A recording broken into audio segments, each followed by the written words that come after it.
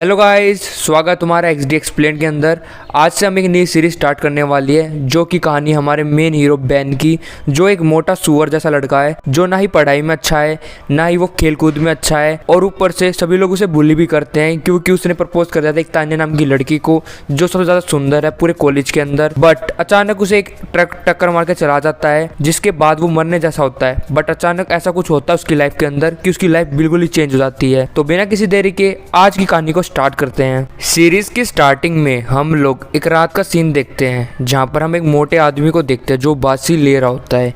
असल में यही हमारा मेन हीरो बैन होता है।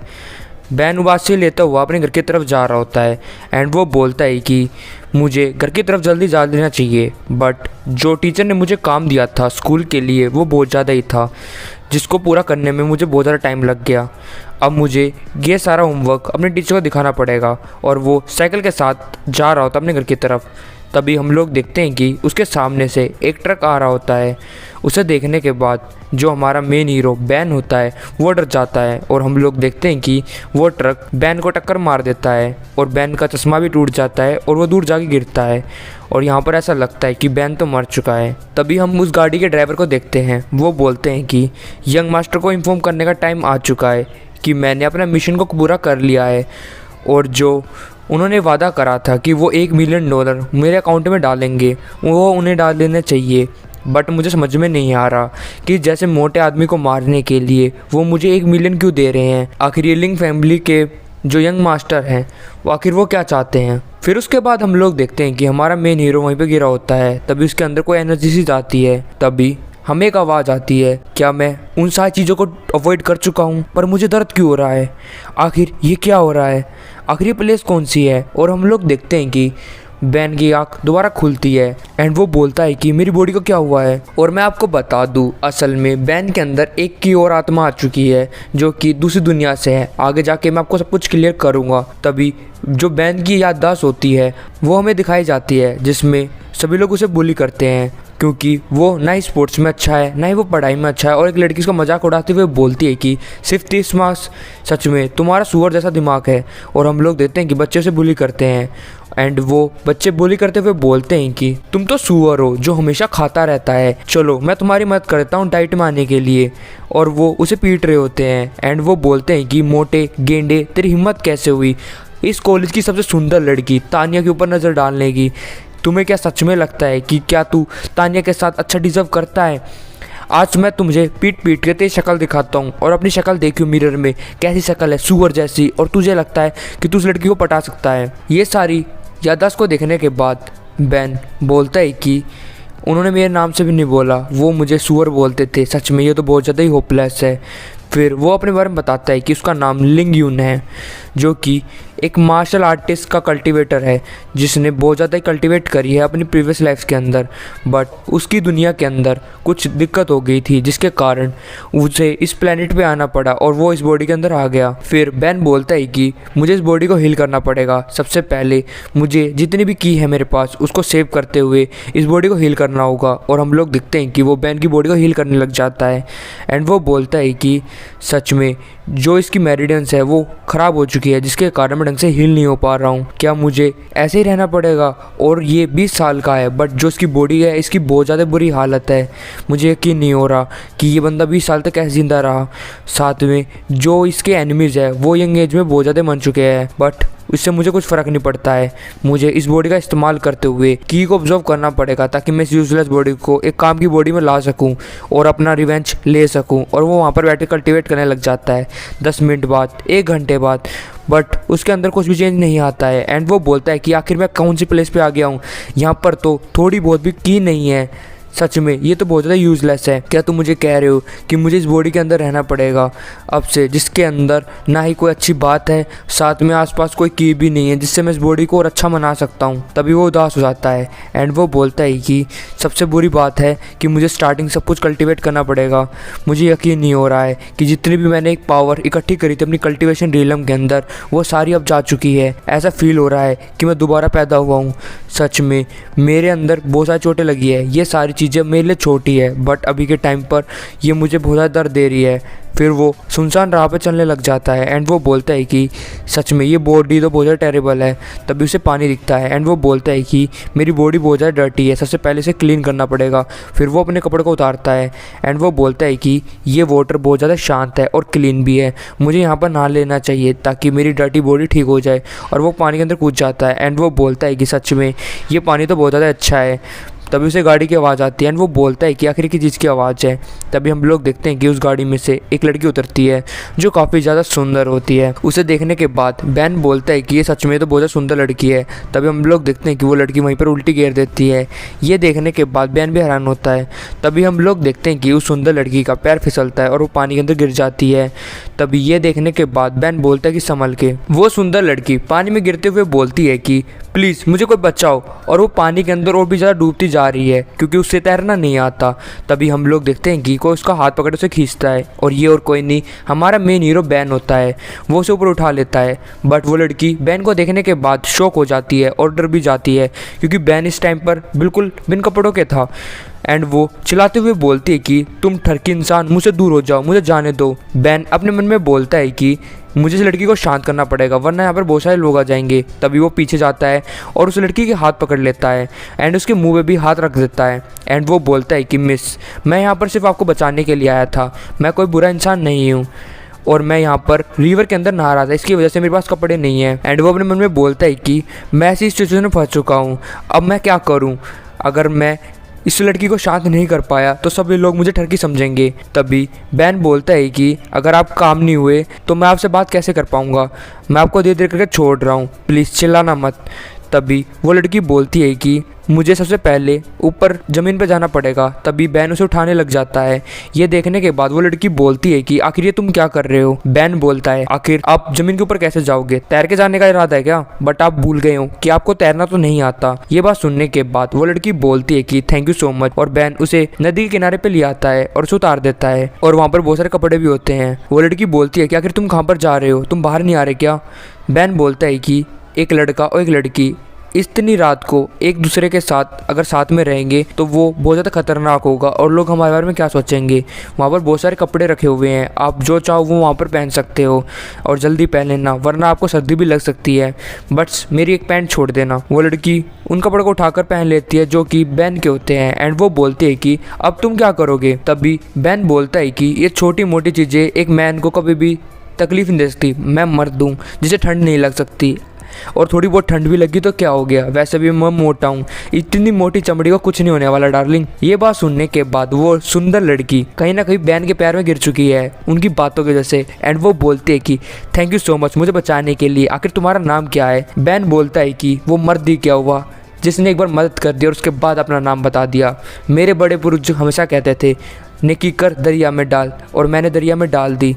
तुम मेरा नाम जान कर क्या ही करोगी? मिस, जल्दी से यहाँ से चले जाओ वरना तुम्हें ठंड लग जाएगी और मैं नहीं देख सकता कि मेरे सामने कोई सुंदर लड़की और बीमार पड़ जाए। ये बात सुनने के बाद वो सुंदर लड़की बोले ठीक है मैं समझ गई, और वो चिल्लाते हुए बोलती है कि मैं कोई मिस नहीं हूँ और ना ही कोई सुंदर लड़की, मेरा नाम नील है और याद रखना तुम जब चाहो मुझे मिल सकते हो। और हम लोग देखते हैं कि बैन नदी के पार आ जाता है एंड वो अपने कपड़े को पहनते हुए बोलता है कि लिन तुम्हारा काफ़ी अच्छा नाम है। एंड वो सोचता है कि यहाँ पे मुझे एक फ्रेगनेंस आई है और वो उस चीज़ को ढूंढने लग जाता है एंड वो बोलता है कि फाइनली मैंने तुम्हें ढूंढ लिया। असल में ये एक स्पिरिचुअल हब होती है जिसका नाम ग्लोरियस 7 ग्रास होता है एंड वो बताता है कि ये स्पिरिचुअल ग्रास को अगर मैं ऑब्जर्व कर लेता हूँ तो सच में मेरी कल्टीवेशन बढ़ सकती है और इसको अच्छे से रिफाइन होने के बाद मैं 7 पिल भी बना सकता हूँ। बट दिक्कत की बात यह है कि इसे उगने में अभी बहुत टाइम लगेगा, कम से कम 2 महीने। अभी ये 7 दिन की है, तब तक के लिए मुझे अपनी कल्टीवेशन को और बढ़ाना पड़ेगा ताकि मैं अच्छे से इसको ऑब्जर्व कर पाऊँ। बट हम लोग देखते हैं कि थोड़ा बहुत वो कल्टीवेट कर लेता है उस ग्रास से, उसकी स्पिरिचुअल एनर्जी को अपने अंदर ऑब्जर्व करते हुए। एंड वो बताता है कि मेरे पास एक अच्छा टैलेंट है कि मैं की को ऑब्जर्व कर सकता हूँ किसी भी चीज़ों से। सच में ये तो बहुत ज़्यादा काम आ रहा है, और उसको ऑब्जर्व करने लग जाता है वहीं पर बैठकर बैन। एंड वो कल्टीवेट करता है। तभी वो अपनी आंखें खोलता है और अपनी बॉडी को मूव करते हुए बोलता है कि हाँ मेरी बॉडी अब थोड़ी लाइट हो चुकी है। सच में ये बॉडी पहले यूजलेस थी बट एक आम इंसान की तरह तो मेरी बॉडी काम करने लग गई है। अब मुझे जब तक ये ग्रास बड़ी हो रही है मेरे पास सिर्फ 2 महीने बाकी है। इन 2 महीनों के अंदर मुझे अपनी कल्टीवेशन को बढ़ाना पड़ेगा और मुझे फर्स्ट लेवल पे पहुंचना पड़ेगा कल्टीवेशन के, तभी मैं इसे अच्छे से उपयोग कर पाऊंगा। और जितनी भी मेरी मेडिसिन्स हैं वो ख़राब हो चुकी है। मुझे पता लगाना पड़ेगा कि किसने मेरी इतनी ज़्यादा ख़राब मेडिसिन्स करी हैं। साथ में उन लोगों से भी बदला तो लेना है जिन्होंने मुझे बुली करा है। अब मुझे कोई भी बुली नहीं कर पाएगा, और जिन्होंने भी मेरे साथ बुरा काम करा है अब उन्हें पे करना पड़ेगा जो भी उन्होंने मेरे साथ करा है। फिर उसके बाद हम लोग देखते हैं कि बैन अपने घर की तरफ पहुंच जाता है एंड वो अपने मन में बोलता है कि मुझे गार्ड के पास अपना नाम लिखवाना चाहिए ताकि मैं अंदर इंटर कर सकूं। बट अभी के टाइम पर मैं बहुत ज़्यादा लेट हो चुका हूं। अगर मैं गार्ड की तरफ से गया तो वो मुझे पकड़वा देगा, तो क्यों ना मैं ट्राई करूं कि मैं इस वॉल से कूद के चला जाऊं। पहले भी मैंने ट्राई करा था बट ये पहले वाली बॉडी इतनी ज़्यादा कमज़ोर थी कि मेरी बहुत ज़्यादा बुरी हालत हो गई थी। बट अभी के टाइम पर मैं कोई गार्बेज नहीं हूँ, यानी कि मैं कचरा नहीं हूँ। तो देखो मैं क्या कर सकता हूँ। और वो छलांग मारता हुआ उसके ऊपर से कूद जाता है और बैन की ये कलाबाजी देख के तो मैं भी इम्प्रेस हुआ। ज़मीन पे उतरने के बाद बैन हंसता है एंड वो बोलता है कि मैं तो कमाल का हूँ, और वो अपने रूम की तरफ जाता है एंड वो बोलता है कि ये है मेरा रूम 305। आखिर ये लॉक क्यों है? एंड वो डोर को बजाते हुए बोलता है कि जल्दी से गेट को खोलो। तब इसका एक दोस्त बोलता है कि मुझे इस गेट को खोल देना चाहिए। तभी वो बुली वाले बंदे बोलते हैं कि रुक जाओ वहीं पर, किसने कहा कि तुम उसे खोल सकते हो? मैंने बोला ना कि उस गेट को मत खोलना। अगर तुम्हारे अंदर इतनी हिम्मत है कि तुम उस डोर को खोलोगे तो मैं तुम्हारी पिटाई उस बैन की तरह ही करूँगा, देख लेना तुम्हारी हालत क्या होगी। तब इसका साथी बोलता है कि हमें उस बैन को ज़्यादा तकलीफ़ नहीं देनी चाहिए, वैसे भी वो सेल्फ स्टडी करके आया है जो खासकर टीचर ने उसे ली है, वो बहुत ज़्यादा थक भी गया होगा।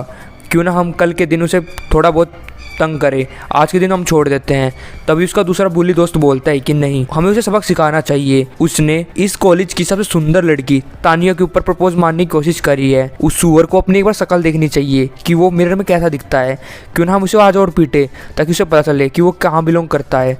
ये बात सुनने के बाद वो बुली अपने मन में बोलता है कि सच में ये बहुत अच्छा आइडिया है, आज के दिन मैं उसे और ज़्यादा पिटाई करूँगा। दूसरी तरफ हम लोग बैन को देखते हैं जो गेट के उस पार खड़ा होता है।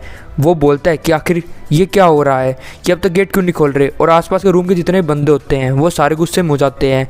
एंड वो बोलता है कि आधी रात को कौन ये शोर मचा रहा है, मुझे पढ़ाई करनी है, आखिर कौन है जो मुझे डिस्टर्ब कर रहा है, मेरी स्लीप बिल्कुल ख़राब हो चुकी है।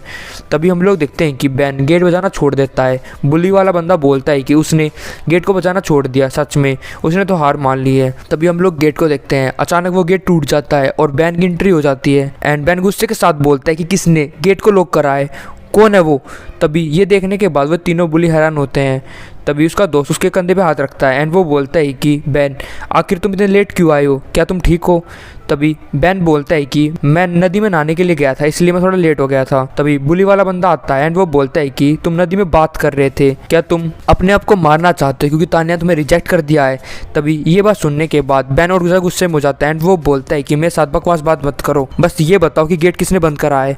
बुली वाला बंदा बोलता है कि मैंने बंद करा है। क्या उखाड़ लेगा भाई, मेरा बाल बना लेगा? तभी हम लोग देखते हैं कि जो बैन होता है वो उसे गले के साथ पकड़ लेता है एंड वो और उसे धरती में मारता है। एंड वो हंसते हुए बोलता है कि कमीने, मैं तेरे को नहीं छोड़ूंगा। ये देखने के बाद जितने भी बुली वाले बंदे होते हैं वो हैरान होते हैं और हम लोग देखते हैं कि बैन उसके छाती पे एक लात मारता है एंड वो बोलता है कि अगर तूने अगली बार ऐसा करा तो मैं तेरी इससे भी बुरी हालत करूंगा। तभी वो बुली वाला बंदा बोलता है कि तुम देख क्या रहे हो, मेरी मदद करो। और जो बाकी बुली वाले बंदे होते हैं उस पर अटैक करने के लिए बढ़ते हैं।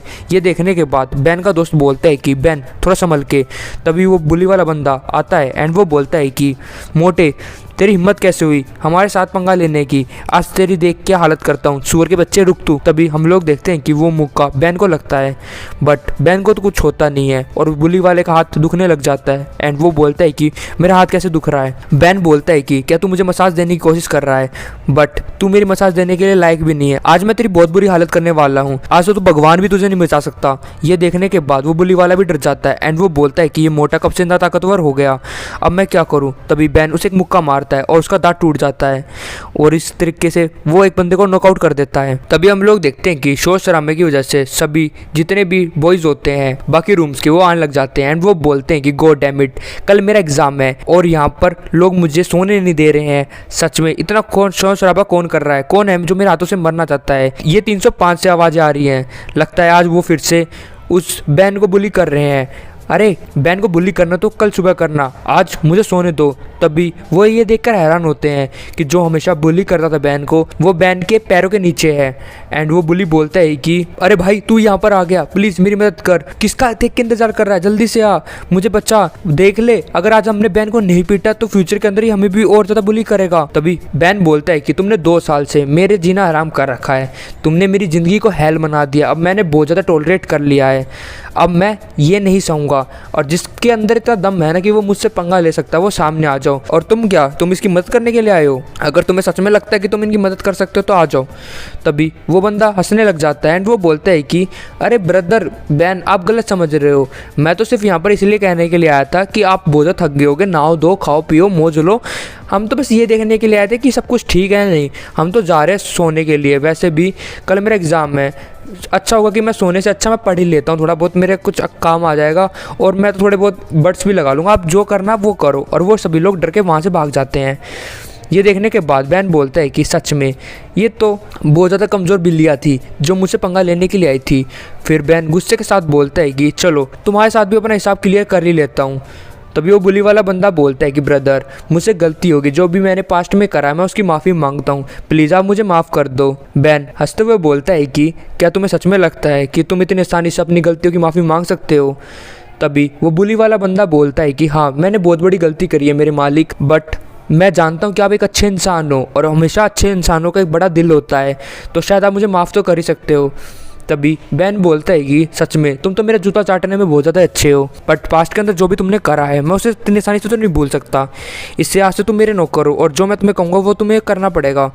अगर तुम ऐसा नहीं करोगे तो मैं तुम्हारी पिटाई करने से पहले एक बार भी नहीं सोचूंगा। इसलिए अब जब तक तुम इस छत के नीचे हो तुम मेरे गुलाम हो, याद रखना इस बात को। तभी वो आदमी बोलता है कि हाँ मैं समझ गया, मैं आपसे पंगा नहीं लूँगा। बैन बोलता है कि बाकी सभी को समझ में आ गया ना? तभी वो डरते हुए बोलते हैं कि हाँ भाई हम समझ गए, आप हम यहाँ के मालिक हो और हम आपके नौकर, समझ गए।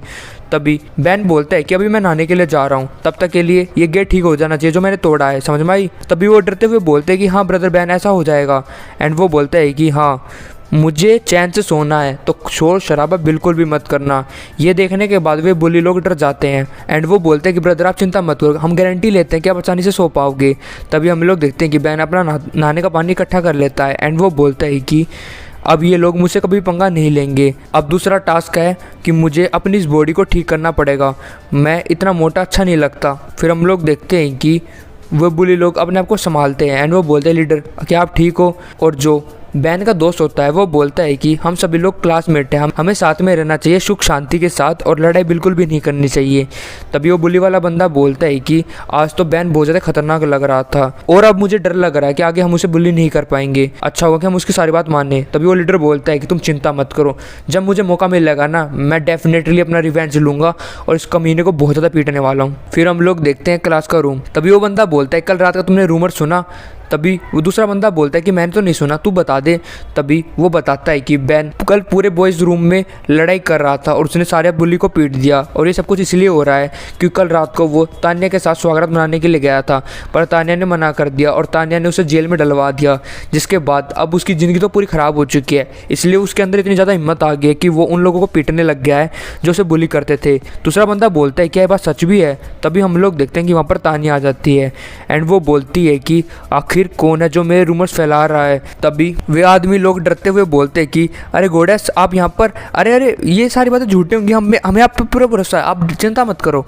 तभी तान्या उनसे मुंह फेरते हुए अपना बैग को रखती है। उसकी दोस्त बोलती है कि क्या तुमने सच में बैन के साथ सेक्स करने की कोशिश करी है कल रात को? तान्या बोलती है कि नहीं, क्या तुम्हें मुझे विश्वास नहीं है? ये सारे रूमर्स गलत है, कल रात को मैं अपने घर पे थी, पढ़ाई कर रही थी।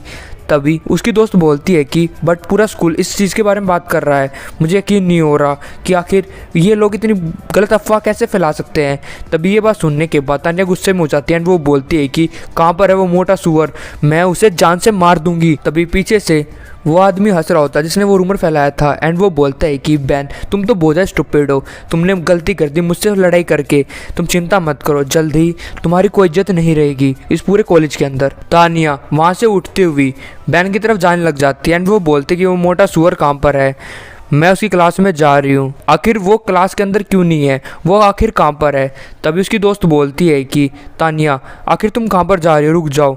तभी तानिया रुक जाती है एंड तानिया अपने मन में सोचती है कि अगर आज के दिन मैं यानी कि तानिया इस क्लास की यानी कि इस पूरे कॉलेज की सबसे सुंदर लड़की अगर आज बैन को ढूंढेगी तो शायद मैं इस रूमर को ट्रू कर रही हूँ और शायद आगे जाकर मुझे ये समझाने में दिक्कत होगी कि ये सारे जो रूमर्स है वे झूठ हैं। तभी उसकी दोस्त बोलती है कि तानिया तुम क्यों रुक गई, क्या तुम अब बैन को नहीं ढूंढने वाली हो।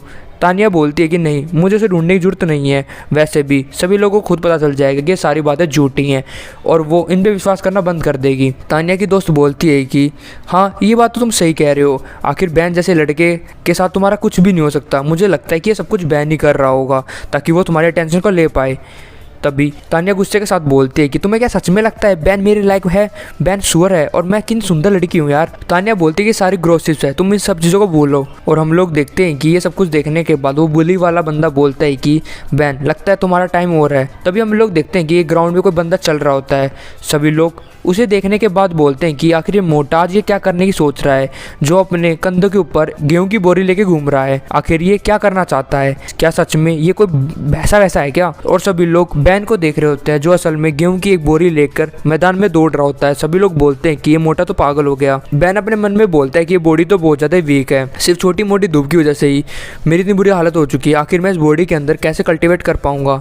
वहाँ की जो मैराथन वाली लड़कियाँ होती है वो बोलती है कि आखिर ये क्या करना चाहता है, क्या ये अपना वजन घटा रहा है, बट ये तो बहुत ज़्यादा स्लो है, आखिर कैसे वजन हटाएगा।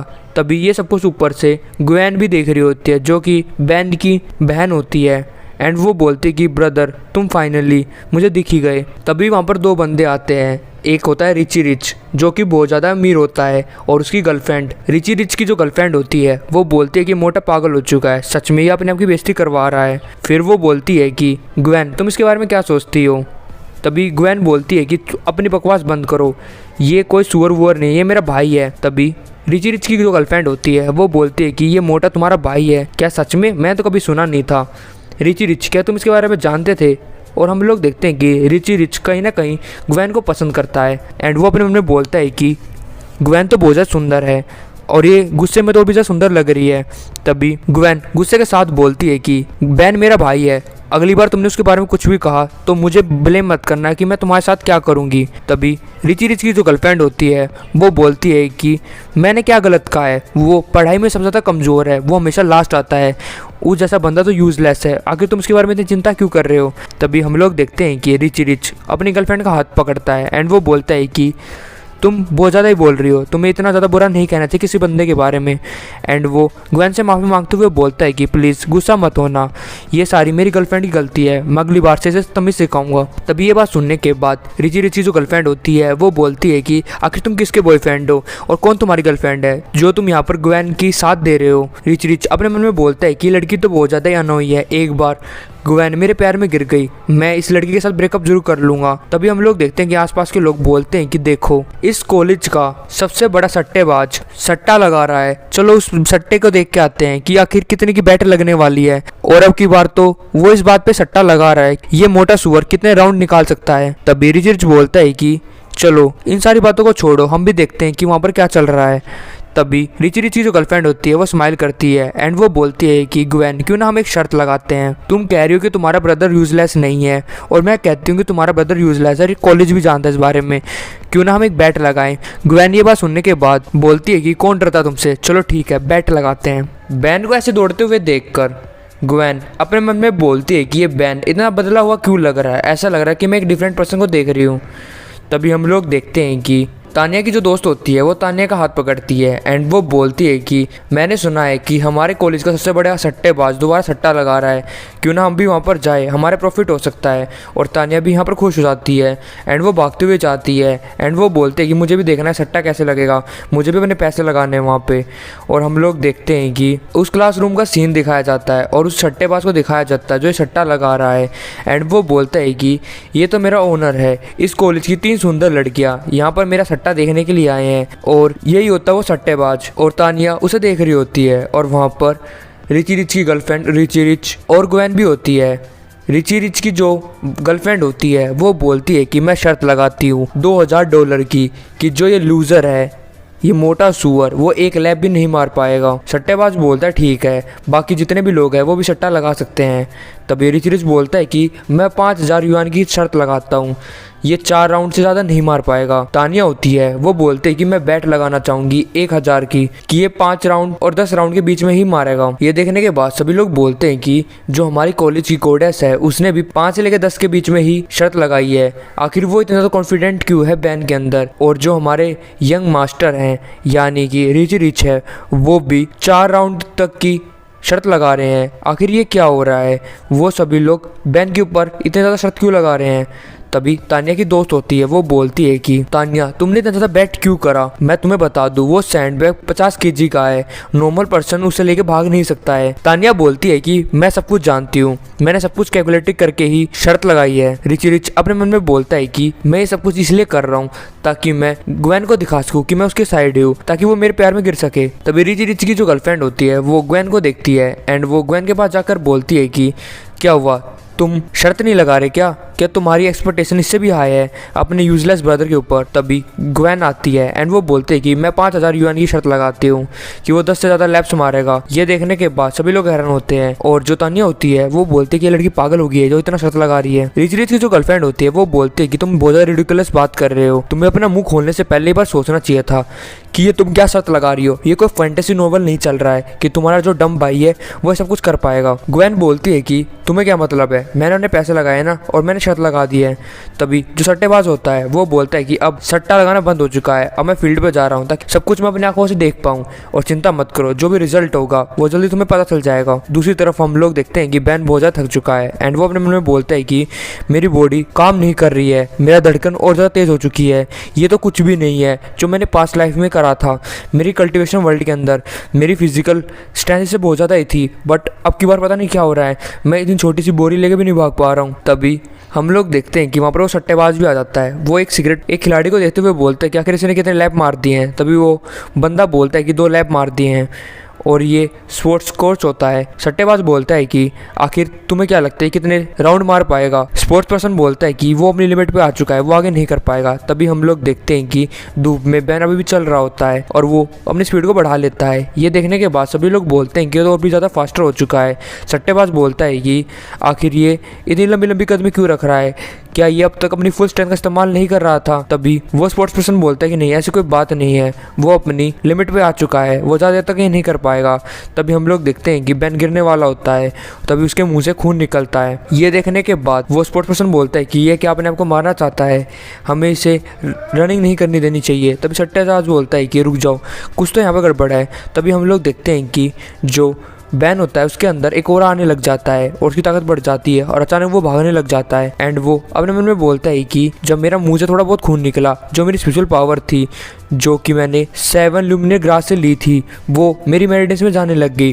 पहले वो ब्लॉक थी, अब मैं और ज़्यादा ताकतवर हो चुका हूँ। ये देखने के बाद सभी लोग बोलते तो इम्पॉसिबल है और कुछ लड़कियाँ तो बैन पे फिदा होने लग जाती है एंड वो बोलते तो हैंडसम है। एंड सट्टेबाज बोलता है कि ये तो काफ़ी ज़्यादा इंटरेस्टिंग हो रहा है। ऊपर से ये सब कुछ रिच भी देख रहा होता है एंड वो अपने साथी के पास मैसेज करते हुए बोलता है कि मैं नहीं चाहता कि बैन 4 राउंड से ज़्यादा कर पाए। एंड वो अपने मन में बोलता है कि मुझे कुछ ना कुछ करके इसे रोकना पड़ेगा। फिर उसके बाद हम लोग देखते हैं कि सभी लोग चेयर कर रहे होते हैं बैन को एंड वो बोलते हैं कि बैन ये तुम कर सकते हो, मोटे तुझे दम लगाना पड़ेगा, तुझे 5th लैप को पूरा करना पड़ेगा, मेरे सारे पैसे तेरे ऊपर लगे हुए हैं। ये बातें सुनने के बाद बैन अपने मन में बोलता है कि ये सिर्फ 5th राउंड है और इन्हें ऐसा लग रहा है कि मैं हार जाऊंगा, बट मैं अभी के टाइम पर यहाँ पर बहुत ज़्यादा वीक स्पिरिचुअल एनर्जी है। काश मैं एक अच्छी प्लेस पे होता जहाँ पर स्पिरिचुअल एनर्जी बहुत ज़्यादा होती तो इन्हें दिखाता कि मैं कितनी कमाल की चीज़ हूँ, बट मेरी बॉडी को ऐसा लग रहा है कि मैं एक्सट्रीम ट्रेनिंग कर रहा हूँ और जल्दी मैं अपनी लिमिट पे पहुंचने वाला हूँ और जल्दी ही मैं अपनी जो स्पिरिचुअल पावर है उसे भी ख़त्म कर दूंगा जो लूनर ग्लास से मुझे मिली हुई है और मैं एक न्यू लेवल पे पहुंच जाऊंगा पावर के अंदर। और उसके बाद मैं अच्छे से ऑब्जर्व कर पाऊंगा उस स्पिरिचुअल पावर को जो मुझे मिलने वाली है 7 लूनर ग्लास से जो कि रिवर के पास में है, और उसको ऑब्जर्व करने के बाद मेरी पावर और भी बढ़ जाएगी। तभी हम लोग देखते हैं कि वो अपने कदमों को और तेज़ बढ़ाता है और तेज़ दौड़ने लग जाता है एंड वो अपने मन में बोलता है कि मुझे इस बॉडी का फैट ख़त्म करना पड़ेगा ताकि मैं अपनी बॉडी को और ज़्यादा रिफाइन कर पाऊँ।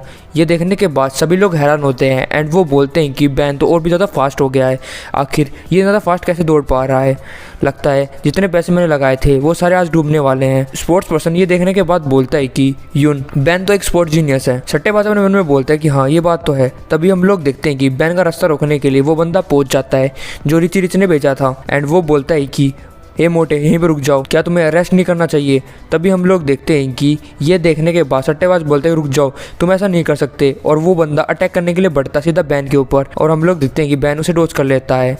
ये देखने के बाद वो आदमी भी हैरान होता है एंड वो बोलता है अचानक यहाँ पर क्या हुआ, ये तो इम्पॉसिबल, और ज़मीन पर गिर जाता है और बैन आगे की तरफ बढ़ जाता है। सभी लोग बोलते हैं कि बैन तो बहुत सुंदर भी है और इस कुत्ते के साथ तो सही हुआ। ये देखने के बाद वो सट्टेबाज भी हैरान होता है एंड वो बोलता है कि आखिर यहाँ पर क्या हुआ, मुझे कुछ समझ में नहीं आया। तभी वो स्पोर्ट्स पर्सन बोलता है कि जरूर यहाँ पर ऐसा ही होगा, वो दौड़ते दौड़ते टाइम पर उसने अचानक उसे डॉज करा होगा, ये तो इम्पॉसिबल जैसा ही है। सट्टेबाज बोलता है क्या सच में बैन ऐसा भी कर सकता है, सच में किड तो कमाल का है। तभी हम लोग देखते हैं कि वो बंदा जो पहले गिर चुका था, जो उनको पकड़ने की कोशिश कर रहा था, वो दोबारा बैन के पीछे लगता है। ये देखने के बाद वो स्पोर्ट्स पर्सन बोलता है कि हे तुम बीच में मत आओ, इसको दौड़ने दो। तभी वो बंदा अपने मन में बोलता है कि नहीं, मैं बैन को आगे नहीं जाने दे सकता, अगर वो आगे चला गया तो मेरी बहुत ज़्यादा बेइज्जती हो जाएगी, उसे तो मर जाना चाहिए। तभी हम लोग देखते हैं कि वो सट्टेबाज उसे पकड़ने के लिए जाता है। तभी वो स्पोर्ट्स पर्सन उसे रोक लेता है एंड वो बोलता है कि प्लीज़ रुक जाओ, पहले मेरी बात तो सुन लो। सट्टेबाज बोलता है कि नहीं, तुम मुझे रोकने की कोशिश क्यों कर रहे हो, मैं उस बंदे को मार दूंगा जो मेरे रास्ते में आएगा, मेरे सट्टे के बीच में आएगा। तभी वो स्पोर्ट्स पर्सन बोलता है कि तुम उसका कुछ भी नहीं उगाड़ सकते, वो मेयर का बेटा है, क्या तुम सच में मेरे के बेटे से पंगा ले सकते हो। तभी वो सट्टेबाज बोलता है मुझे इससे फ़र्क नहीं पड़ता है, जो भी मेरी बेट के अंदर चीटिंग करता है मैं उसे बिल्कुल भी नहीं छोड़ता। तभी वो चिल्लाते हुए बोलता है कि बैन संभल के। तभी बैन ये नोटिस कर लेता है कि उसके पीछे वो बंदा है और वो सट्टेबाज बोलता है कि बैन वो तुम्हारे जस्ट पीछे है। तभी बैन बोलता है कि इस लड़के को मुझे सबक सिखाना पड़ेगा और वो अपने हाथों में स्पिरिचुअल एनर्जी को इकट्ठा करता है और वो एक टर्न करते हुए उसे बैग के साथ हमला करता है और उस बंदे को दूर भगा देता है और ऐसे करके उस बंदे को वो जमीन पे गिर देता है। और बैन बोलता है कि शेमलेस बास्टर्ड, तुम्हारे साथ ऐसा ही होना चाहिए था। सभी लोग बोलते हैं कि हाँ इस बंदे के साथ सही हुआ। और ये देखने के बाद वो सट्टेबाज और उस एथलीट दोनों हैरान होते हैं। सट्टेबाज बोलता है कि मुझे यकीन नहीं हो रहा कि मैंने अभी क्या देखा है। तभी घंटी बजती है, सभी लोग ये देखने के लिए खड़े हो जाते हैं कि बैन कितना दौड़ सकता है एंड वो सभी लोग बोलते हैं कि वो कर सकता है, वो कर सकता है। और यहाँ पर अब बैन सबका हीरो बन चुका है एंड सभी लोग बोलते हैं कि वो अब तक दौड़ रहा है। सट्टेबाज बोलता है कि आखिर इसने कितने लैप मार लिए हैं। जो स्पोर्ट्स पर्सन होता है वो बोलता है 11वां। और हम लोग देखते हैं कि वहाँ पर ग्वैन भी आ जाती है एंड वो बोलती है ब्रदर मैं बैट को जीत गई। और हम लोग देखते हैं कि वो सीधा बैन की तरफ बढ़ रही होती है। ये देखने के बाद रिची रिच की जो गर्लफ्रेंड होती है वो भी गुस्से में हो जाती है एंड वो बोलते हैं कि आखिर ये कैसे पॉसिबल है। रिची रिच बोलता है कि इस बास्टर्ड ने सच में मेरा बहुत ज़्यादा नुकसान करवाया है, मैं इस बंदे से लंच के बाद मिलना चाहूँगा। तभी तान्या की जो दोस्त होती है वो बोलती है कि 11 लैब्स क्या ये सच में इंसान भी है, आखिर क्या ये मरने के लिए दौड़ रहा था। तान्या अपने मन में बोलती है कि सच में इसने अपनी पोटेंशियल को बाहर निकाल लिया है, इसकी बॉडी लिमिट पे पहुंच चुकी है, सच में ये सक्सीड कर गया। और हम लोग देखते हैं कि सभी लोग बैन की तारीफ कर रहे होते हैं एंड वो बोलते हैं कि बैन तुम तो कमाल के हो, मैं तो तुम्हारा फ़ैन हो गया, आज से मैं तुम्हारा नंबर 1 फ़ैन हूँ, सच में तुम्हें देख कर तो मुझे बहुत ज़्यादा खुशी फील होती है। बैन अपने मन में बोलता है ये तो छोटी मोटी बात थी, कोई बड़ी बात थोड़ी ना है। तभी हम लोग देखते हैं कि वो रेस्ट करने लगे बैठ जाता है एंड वो बोलता है कि मुझे घर पे जाकर सबसे पहले नहाना पड़ेगा, मेरे अंदर बहुत ज़्यादा पसीना है। तभी वहाँ पर ग्वैन आ जाती है एंड वो बोलती है कि ब्रदर क्या तुम ठीक हो। ग्वैन को देखने के बाद बैन अपने मन में बोलता है कि ये ज़रूर मेरी बहन होगी। तभी ग्वैन नोटिस करती है कि बैन के ऊपर खून के धब्बे लगे हुए हैं एंड वो बोलते कि ब्रदर ये ब्लड कहाँ से आया तुम्हारी टी शर्ट के ऊपर, क्या तुम्हें कहीं चोट पे लगी हुई है। फिर हम लोग देखते हैं कि ग्वैन की बॉडी असल में स्पिरिचुअल बॉडी होती है जिसके अंदर से बहुत ज़्यादा स्पिरिचुअल एनर्जी निकल रही होती है, जो कि कल्टीवेशन वर्ल्ड में भी पानी बहुत ज़्यादा मुश्किल होती है। ये सब कुछ नोटिस बैन भी कर लेता है एंड वो अपने मन में बोलता है कि इसकी कल्टीवेशन स्पीड 100 गुना या कहूँ तो 1000 गुना तेज है बाकी नॉर्मल कल्टीवेटर से। एंड वो उसकी स्पिरिचुअल एनर्जी को अपने अंदर लेने लग जाता है एंड वो बोलता है कि शायद गॉड भी मेरी हेल्प कर रहा है। तभी अपनी आंखें खोलता है एंड वो महसूस करता है कि वो स्पिरिचुअल एनर्जी के पूल के अंदर है एंड वो अपने मन में बोलता है कि सच में जो इसकी स्पिरिचुअल बॉडी है वो बेस्ट है। एंड वो ग्वैन के पास जा रहा होता है। ग्वैन बोलते हैं कि ब्रदर, और हम लोग देखते हैं कि ग्वैन भी शर्मा रही होती है और बैन तो दूर हो जाता है। बैन अपने मन में बोलता है कि मैं ऐसी हरकतें नहीं कर सकता वरना सभी लोग मुझे ठरकी समझेंगे। एंड वो बोलता है कि मैंने तुम्हें काफ़ी दिनों बाद देखा और तुम मेरे लिए सैड भी थे, इसलिए मैं ये सब कुछ करा। तभी ग्वैन बोलती है कि इसका मतलब आप मुझे कंफर्ट करना चाहते थे तो आप कर सकते हो। और हम लोग देखते हैं कि ग्वैन खुद जाकर बैन के साथ गले लग जाती है। तभी हम लोग देखते हैं कि ग्वैन बताती है हमें कि जो बैन है वो उसका सगा भाई नहीं है, असल में उसकी मदर को वो टेंपल के गेट में मिला था और मेरी मदर ने उसे उठा लिया था, जिसके बाद वो मेरा भाई जैसा ही था। वो मेरा बायोलॉजिकल ब्रदर तो नहीं था, बट वो किसी से भी कम नहीं था। वो हमेशा मेरी रक्षा करता और जितने भी ब्लड रिलेटेड रिलेशनशिप होते हैं उनसे वो बहुत ज़्यादा अच्छा था। बट अचानक एक दिन सभी लोग उसका मजाक उड़ाते हैं कि वो और उसका भाई सगे भाई बहन नहीं है, उसे तो वो सड़क से उठा के लाए थे। जिसके बाद जो बैन होता है वो दूरी बना लेता है ग्वेन के साथ और वो बहुत ज़्यादा शांत रहने लग गया। जिसके बाद वो ग्वेन को अवॉइड करता रहता था और ग्वेन बोलती है कि मैंने सोचा था कि मैं अपने भाई को हमेशा के लिए खो दूंगी, बट देखो मेरा भाई मेरे पास है, और वो उसे गले लगाकर रोने लग जाता है। बैन अपने मन में बोलता है कि फ्यूचर के अंदर कोई भी मुझे ना ही तुम्हें बुली कर पाएगा, एंड वो बोलता है कि तुम्हें चिंता करने की जरूरत नहीं है, तुम्हारा भाई हमेशा तुम्हारे साथ रहेगा। एंड वो बोलता है कि तुम चिंता मत करो, मैं तुम्हें एक अच्छी ट्रीट देता हूँ जहाँ पर तुम छक्के मीट को खाना। ये बात सुनने के बाद ग्वेन भी खुश हो जाती है एंड वो बोलती है कि फाइनली अब हम पार्टी करेंगे। फिर हम लोग कैंटीन का सेकंड फ्लोर देखते हैं। वहाँ पर जाने के बाद ग्वेन बोलती है कि ब्रदर हमें यहाँ पर नहीं आना चाहिए, ये बहुत ज़्यादा महंगी प्लेस है। तभी बैन बोलता है कि तुम्हें चिंता करने की जरूरत नहीं है, तुम यहाँ पर आसानी से खा सकती हो, आज का मेन्यू ये है, देख लो, तुम्हें जो पसंद है तुम ले सकती हो। ग्वेन अपने मन में बोलती है मेरा ब्रदर बहुत ज़्यादा थक गया होगा क्योंकि उसने बहुत ज़्यादा दौड़ मारी है, तो उसे खाना और खाना चाहिए, और वो एक लिस्ट बना देती है। तभी बैन भी मेन्यू को देखता है एंड वो अपने मन में बोलता है कि ये तो बहुत ज़्यादा एक्सपेंसिव है, ये तो दिन दहाड़े चोरी कर रहे हैं। एंड वो अपने मन में बोलता है कि मेरे पॉकेट के अंदर तो 20 युआन है, इतने पैसों के साथ तो मैं यहाँ पर पानी भी नहीं खरीद सकता। बैन अपने मन में बोलता है कि अब मेरे पास और भी कोई चॉइस नहीं बची है, मुझे लगता है मुझे अपनी बहन से थोड़े पैसे उधारी लेने पड़ेंगे, बट मैंने तो कहा था कि मैं अपनी बहन को पार्टी दूंगा, क्या ये अच्छा होगा। तभी बैन बेशर्म होते हुए अपनी बहन से बोलता है कि ग्वेन क्या तुम अपने साथ पैसे लेके आई हो, क्योंकि मैं शायद पैसे लाने भूल गया हूँ। ये बात सुनने के बाद ग्वेन अपने मन में बोलती है कि ब्रदर मुझसे पैसे मांगने की बात कर रहे हैं, बट मैं उन्हें नहीं बता सकती कि मैंने सारे पैसे सट्टे पे लगा दिए हैं, वो ज़रूर मुझ पर गुस्सा हो जाएंगे। तभी वो बोलते हैं कि नहीं, आज मैं अपने पैसे तो नहीं लाई हूँ, मेरे पास बहुत सारे पैसे तो होते हैं, बट मैंने अपने एक रूममेट को पैसे उधारी दे दिए हैं, मुझे तो लगा था कि आप मुझे खाना बाय करेंगे और मैं खुश भी थी। तभी ये बात सुनने के बाद बैन को भी झटका लगता है एंड वो अपने मन में बोलता है ये क्या कह रही है, लगता है सब कुछ ख़त्म हो चुका है, मुझे यहाँ पर बर्तन धोने पड़ेंगे और मेरे पास तो पैसे भी नहीं है, आखिर मैं इस वर्ल्ड के अंदर कैसे पैसे कमाऊँ। तभी वहाँ पर सट्टेबाज भी आ जाता है एंड वो बोलता है कि फाइनली मैंने तुम दोनों को ढूंढ ही लिया। उसे देखने के बाद ग्वेन हैरान होती है एंड वो अपने मन में बोलते हैं कि ये यहाँ पर क्या कर रहा है, एंड वो चिल्लाते हुए बोलती है कि तुम यहाँ पर क्या कर रहे हो, अभी के टाइम पर मैं अपने भाई के साथ खाना खा रही हूँ, तो यहाँ से चले जाओ। तभी सट्टेबाज वहाँ पर आकर बोलता है कि नहीं, मुझे तो लगा था कि मैं यहाँ पर थोड़ा बहुत खा पी लेता हूँ तुम्हारे साथ ही, क्या इसमें कोई दिक्कत है। ग्वेन बोलती है कि मैंने कहा ना अभी मैं अपने भाई के साथ खा रही हूँ।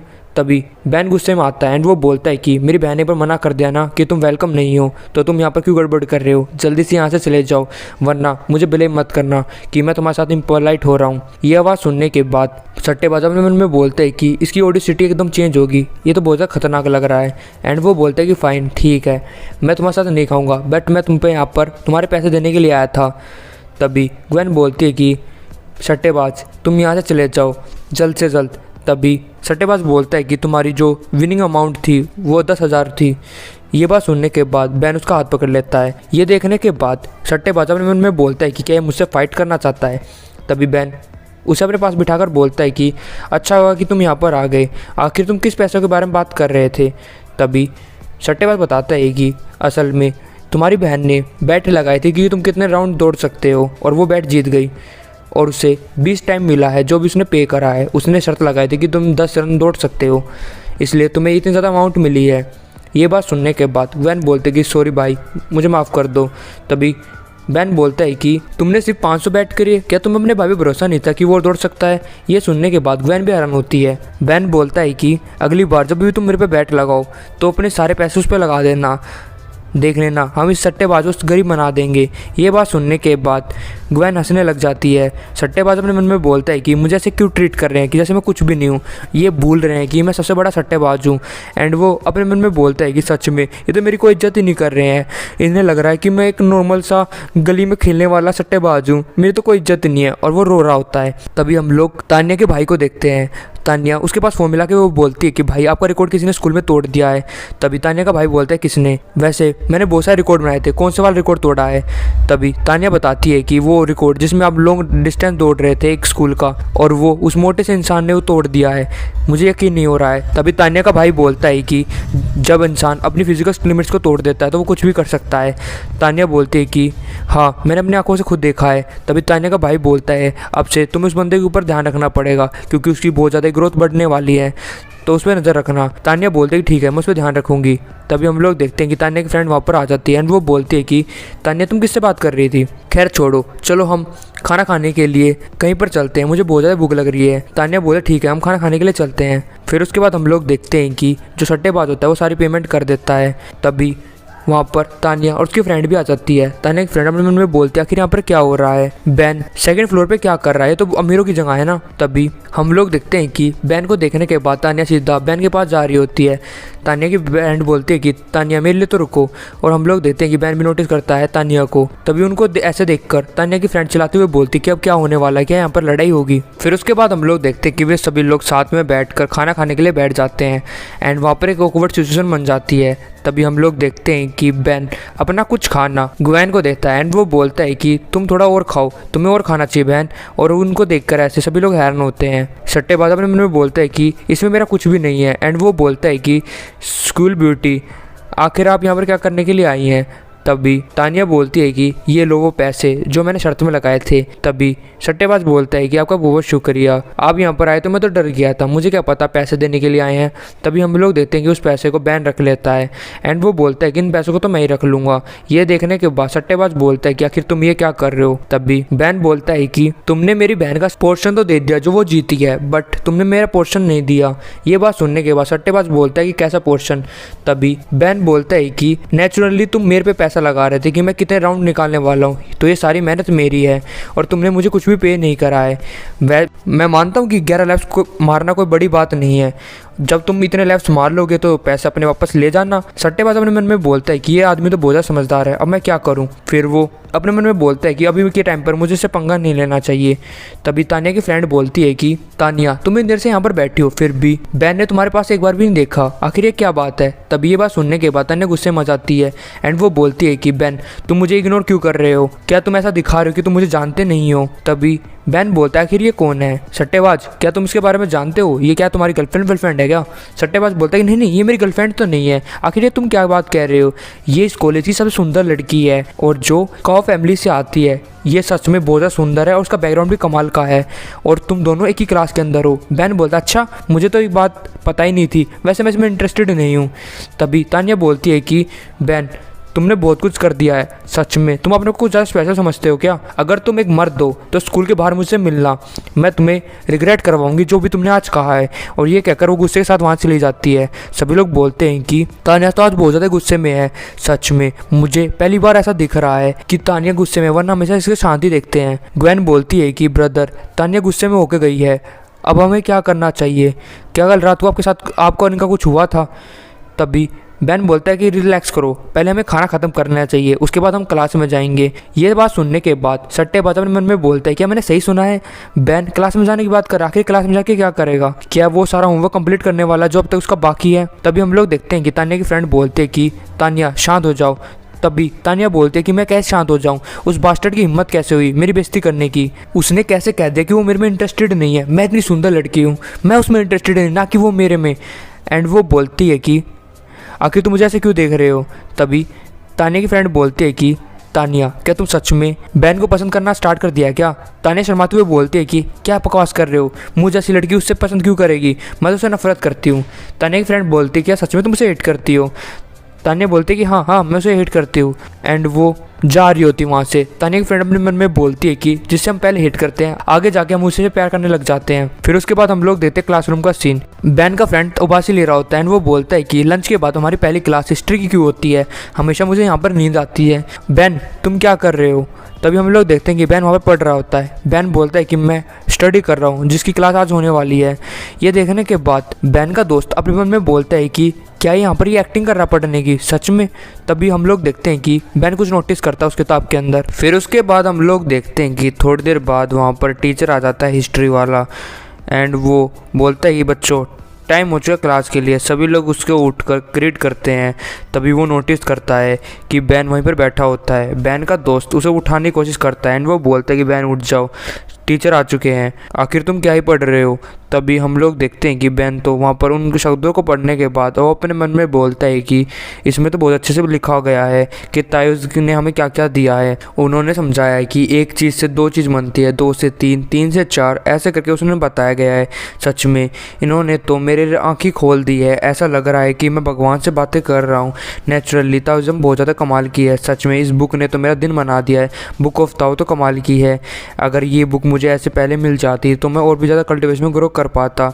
अब मुझे समझ में आ रहा है कि कैसे मैं अपनी एनर्जी को बढ़ा सकता हूँ और मुझे क्या क्या ज़रूरी चीज़ें हैं। सबसे पहले मुझे कल्टीवेशन के लिए कल्टीवेशन प्लेस ढूंढनी पड़ेगी, जो कि शायद मुझे इस वर्ल्ड के अंदर भी मिल सकती है। साथ में स्पिरिचुअल हब्स को भी ढूंढना पड़ेगा, जो कि मैंने एक तो ढूंढ लिया और ऐसे करके मुझे और भी ढूंढनी पड़ेंगी ताकि मैं और भी ज़्यादा स्ट्रॉन्ग बन सकूँ और तभी मैं अपनी मेरिडियंस को और ज़्यादा स्ट्रॉन्ग कर पाऊँगा। और ये सब कुछ मुझे जल्द से जल्द करना पड़ेगा। तभी हम लोग देखते हैं कि वो टीचर गुस्सा हो जाता है एंड वो बोलता है कि बैन, तुम यहाँ से बाहर जाना चाहते हो ना, तो तुम यहाँ से जा सकते हो। तुम सच में क्लास का माहौल ख़राब कर रहे हो। सभी लोग हंसने लग जाते हैं एंड वो बोलते हैं कि बैन तो पागल हो चुका है, शायद ये धूप के अंदर ज़्यादा ही दौड़ लिया इसलिए इसका दिमाग चलना बंद हो गया है।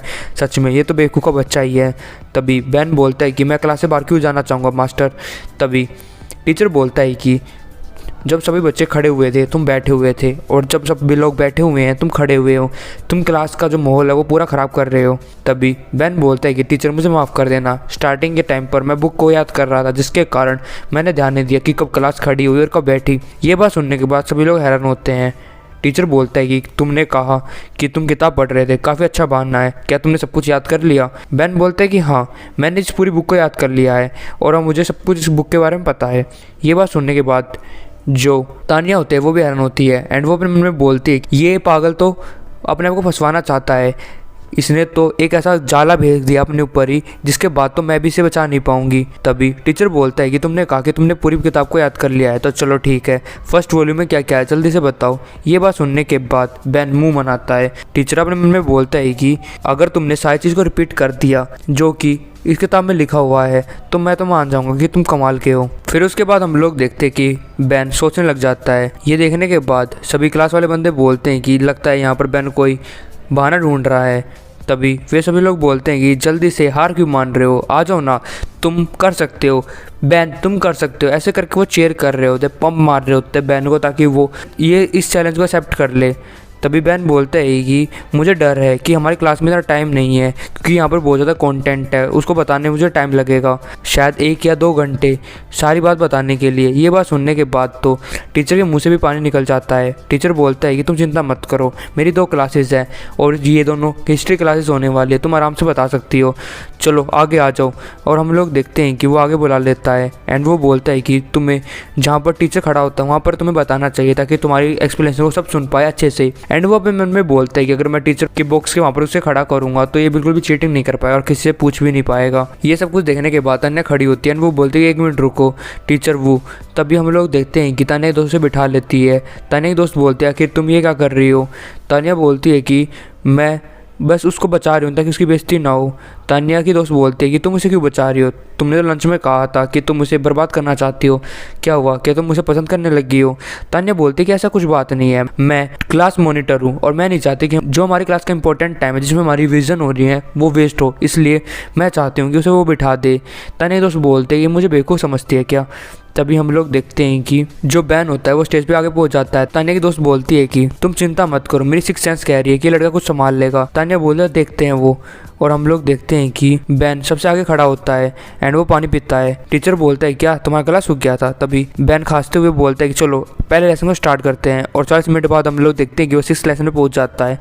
ये देखकर सभी बच्चे हैरान होते हैं कि सच में बैन को तो सब कुछ आता है।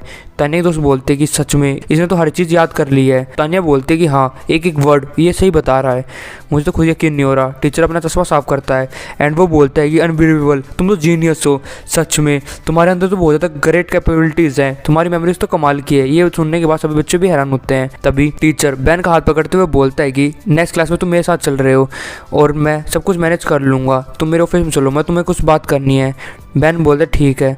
एंड वो तान्या के पास देखता है एंड वो अपने मन में बोलता है सच में ये तो हमारी क्लासमेट है, मुझे तो पता ही नहीं था। सभी लोग हैरान होते हैं कि सच में बैन को सब कुछ आता था, बट मुझे यकीन नहीं हो रहा कि वो कैसे जान सकता है। शायद वो 3 साल सब कुछ यही पढ़ रहा था इसलिए उसे पूरी बुक आती है। सच में वो जीनियस तो कह सकते हैं, बट वो अभी भी हमारी क्लास की बॉटम में आता है।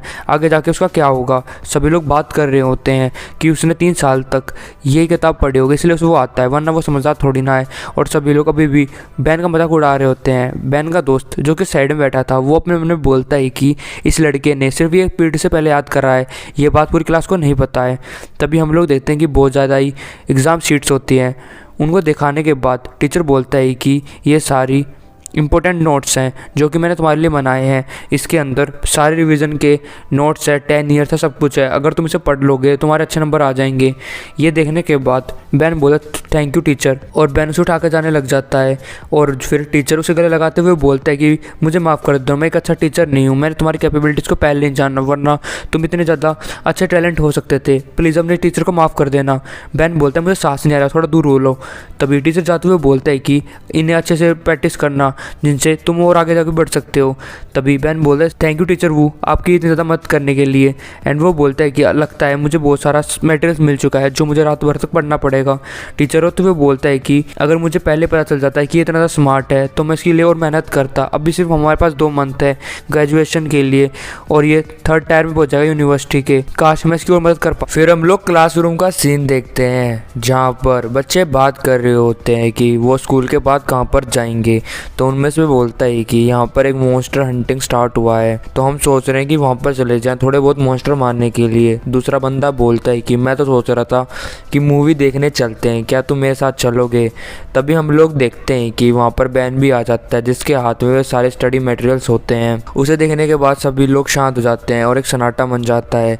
तभी बैन एक लंबी सी सांस छोड़ता है। तभी जो उसका दोस्त होता है वो बोलता है कि बैन तुम तो कमाल के हो, सच में तुमने तो टीचर वू को भी इम्प्रेस कर दिया है, आखिर उन्होंने तुम्हें क्यों बुलाया था। तभी बैन हंसते हुए बोलता है कि अरे इतनी बड़ी बात नहीं है, उन्होंने सिर्फ मेरी थोड़ी बहुत तारीफ़ करी और साथ में मुझे रिवीजन क्वेश्चंस दे दिए जिनको मैं आज रात भर पढ़ने वाला हूँ। और ये बात सुनने के बाद सभी लोग हैरान होते हैं कि कितनी ज़्यादा फेंक रहा है। तभी हम लोग देखते हैं कि अगली क्लास स्टार्ट होती है जो कि जियोग्राफी की होती है।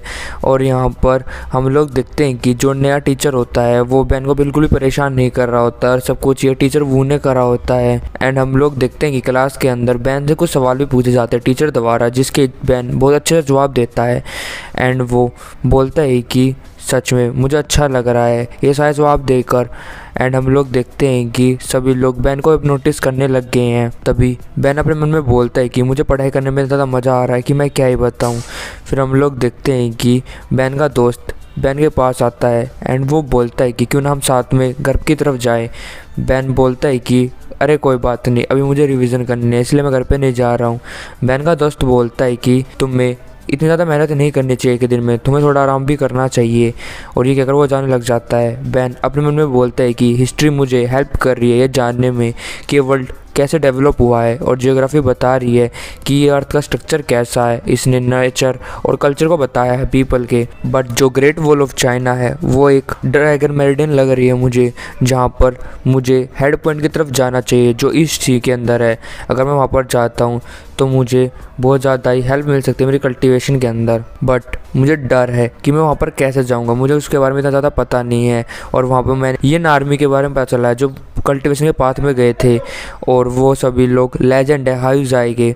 मुझे इन सब चीज़ों के बारे में जानना पड़ेगा। मैं 100% श्योर हूँ कि इस वर्ल्ड के अंदर भी कल्टीवेशन एग्जिस्ट करती है, बस मुझे उसके बारे में पता लगाना है। एंड वो ये सब कुछ लिख रहा होता है एंड वो अपने मन में बोलता है कि मुझे टाइम निकाल कर वहाँ पर ज़रूर जाना चाहिए, मुझे ज़रूर ऐसा कुछ मिलेगा जिससे मैं और ज़्यादा भी कल्टीवेशन में ग्रो कर सकता हूँ। तभी वो सब कुछ लिखने के बाद वो अपने मन में बोलता है कि मैंने अपनी कल्टीवेशन को थोड़ा बहुत तो बढ़ाया है बट मुझे अभी भी फर्स्ट स्टेज पे जाना है रिफाइनिंग बॉडी के, जिसके बाद ही मैं अपनी थोड़ी बहुत प्रॉब्लम्स को सॉल्व कर पाऊँगा। तभी हम लोग देखते हैं तानिया की दोस्त को, जो तानिया को बोलती है कि सच में पूरी क्लास जा चुकी है बट ये अब तक यहाँ पर पढ़ाई कर रहा है, सच में ये बंदा तो मिस्ट्री है।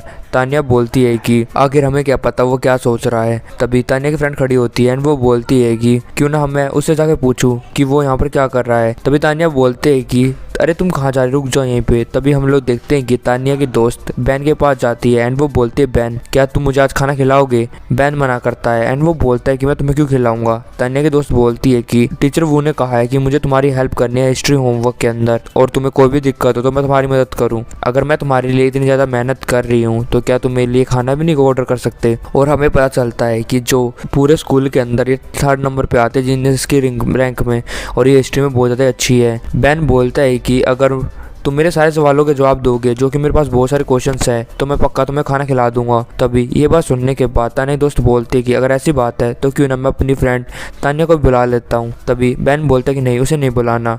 तानिया की दोस्त बोलती है कि पर क्यों। तभी बैन बोलता है कि उसके अंदर बहुत ज़्यादा एटीट्यूड है, जैसे कि वो कहीं की प्रिंसेस हो। सच में वो बहुत ज़्यादा गड़बड़ करती है।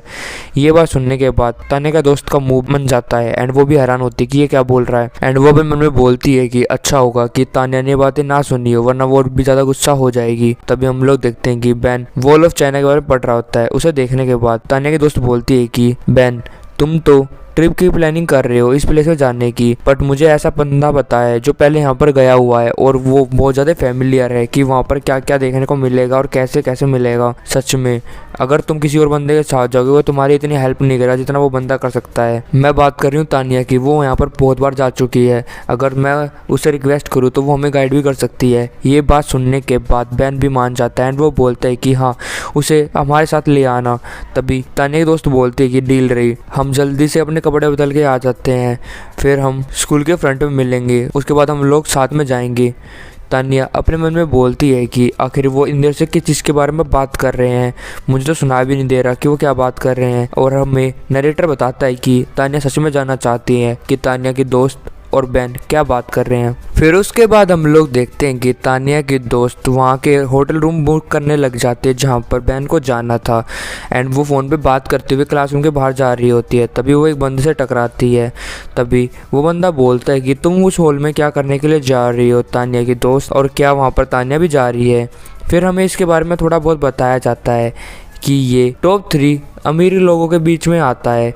पहले तो नंबर पे रिची रिच आता है और ये 2nd या 3rd नंबर पे आता है और इसका नाम गो होता है। गो को देखने के बाद तानिया गुस्से में आती है एंड वो बोलती है कि गो आखिर तुम हमारी क्लास में क्या कर रहे हो, जल्दी से यहाँ से चले जाओ। गो वहीं पे खड़ा होता है, सभी लोग बात करते हैं। गो यहाँ पर आया हुआ है, ये 4 रिचेस्ट पीपल में से आता है जो कि हमारे स्कूल के अंदर है। ये बात सुनने के बाद उसके साइड वाला बोलता है कि थोड़ा धीरे बात करो, अगर उसने ये बात सुन ली तो तुम्हें कोई भी नहीं बचा पाएगा। तभी हमें बताया जाता है कि गो का जो फादर है वो बहुत ज़्यादा प्रॉपर्टी को ऑन करते हैं और उसकी लाइफ बहुत ज़्यादा ही रिच है, और जो इनका बेटा है वो भी बहुत ज़्यादा खतरनाक है। वो यहाँ पर बहुत सारी गड़बड़े करता रहता है, बट पूरे स्कूल के अंदर किसी की भी हिम्मत नहीं है कि वो उसके खिलाफ जाकर उसके ऊपर एक्शन कर सके। तभी गो बोलता है मैं तो यहाँ पर एक बंदे से मिलने के लिए आया था, और वो बैन की तरफ जा रहा होता है। तानिया अपने मन में बोलती है कि गो तो बैन के पास जा रहा है, अब मुझे क्या करना चाहिए। गो बोलता है कि तुम्हें कोई भी रश करने की ज़रूरत नहीं है तानिया, मैं तुमसे आज मिलने के लिए तो आया था, बट उससे पहले मैं एक बंदे से और बात करना चाहूँगा जिसके साथ मेरा थोड़ा बहुत बिजनेस है, और मैं बैन की बात कर रहा हूँ। तभी वो बैन के पास आता है और उसकी टेबल पे हाथ रखते हुए बोलता है कि ए मोटे सुअर, आखिर तू स्कूल में कैसे आ गया, मैंने तुझे मना करा था ना कि तू स्कूल में नहीं आ सकता। तभी हम लोग देखते हैं कि बैन का कोई भी जवाब नहीं देता है। गो गुस्से के साथ बोलता है कि क्या तू बहरा हो चुका है, क्या तुझे समझ में नहीं आ रहा कि मैं क्या बोल रहा हूँ। बैन बोलता है कि तुम गो हो ना, आखिर तुम यहाँ पर क्या करने के लिए आए हो, और तुम आते ही मुझे बहुत सारे सवाल पूछने लग गए हो, मैं तुम्हारा जवाब क्यों दूँ। तभी हम लोग देखते हैं कि गो बैन को गले से उठा लेता है एंड उसका कॉलर पकड़ते हुए बोलता है कि लगता है कि तेरी जो बोल्स है कुछ ज़्यादा बड़ी हो गई है, तेरे अंदर इतनी हिम्मत आ चुकी है कि तुम मुझसे बात कर रहा है, लगता है मुझे तुझे थोड़ा और पीटना पड़ेगा ताकि तुझे थोड़ी बहुत अकल लग जाए कि किसके सामने कैसे बोलना होता है। क्या तू तानिया के सामने थोड़ा कूल बन के देख रहा है क्या। तभी बैन गुस्से के साथ बोलता है कि 3 सालों से तूने मुझे कितनी बार पीटा है और तूने मुझसे कितनी बार पैसे लिए, तुझे कुछ याद भी है। तभी ये बात सुनने के बाद गो भी हैरान होता है एंड वो बोलता है ये कैसा सवाल है, और सभी लोग हैरान होते हैं कि बैन पहली बार गो के सामने इतना बोल रहा है। तभी बैन की याददाश्त से हमें पता चलता है कि पहले भी गो ने बहुत बार बैन को पीट रखा है और वो हमेशा उसे पीटता रहता था बेफालतू के अंदर। जब भी उसे खुजली होती किसी को मारने की तो वो बैन के पास आता और बैन को मार के चला जाता, साथ में उसके बहुत सारे पैसे भी ले जाता, जिसकी वजह से बैन को बहुत तकलीफ हुई थी, जो कि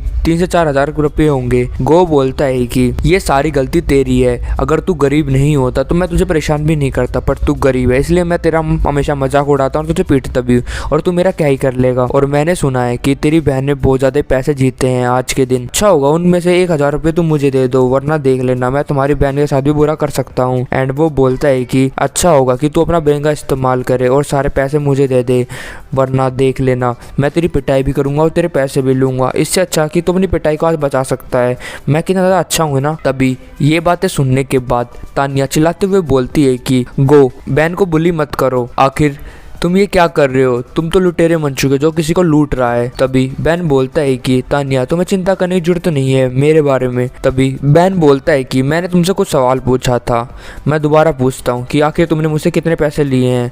गो बोलता है कि इससे क्या फर्क पड़ता है कि मैंने तुझसे कितने पैसे लिए, आखिर क्या तुम मुझसे वापस लेने वाला है, तेरे में इतनी हिम्मत है भी कि तुम मुझसे पैसे खो सके। बैन बोलता है कि चलो ये तो अच्छी बात है। गो बोलता है कि क्या अच्छी बात है। बैन बोलता है कि आज मैं तेरी बहुत ज़्यादा पिटाई करने वाला हूँ और उसके लिए बहुत सारे पैसे चाहिए होंगे ताकि तेरा इलाज हो सके।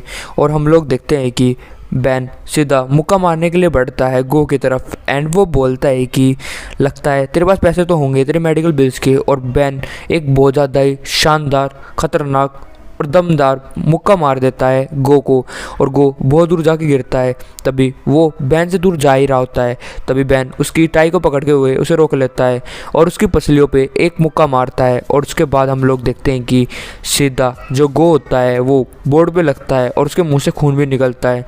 ये देखने के बाद गो के साथ ही तान्या की दोस्त और सभी लोग जितने भी क्लासरूम में थे सारे हैरान होते हैं। गो का जो दोस्त होता है वो हैरान होता है बैन को ऐसे लड़ते हुए देखकर। गो बोलता है कि तू वहाँ पर खड़ा क्यों है, जल्दी से यहाँ पर आ और मेरी मदद कर। तभी हम लोग देखते हैं कि जो गो का दोस्त है वो डरा होता है बैन से, एंड वो चिल्लाते हुए बोलता है कि तेरी हिम्मत कैसे हुई मेरे बॉस गो के ऊपर हमला करने की, क्या तू मरना चाहता है। तभी ये बात सुनने के बाद गो अपने मन में बोलता है कि गधे, तू उसको और भी ज़्यादा गुस्सा दिला रहा है। एंड वो बोलता है कि आखिर वहाँ पर इतना दूर खड़ा होकर तू बकवास क्यों कर रहा है, जल्दी से यहाँ पर आ। गो का दोस्त बोलता है जी बॉस यहीं पर आ रहा हूँ।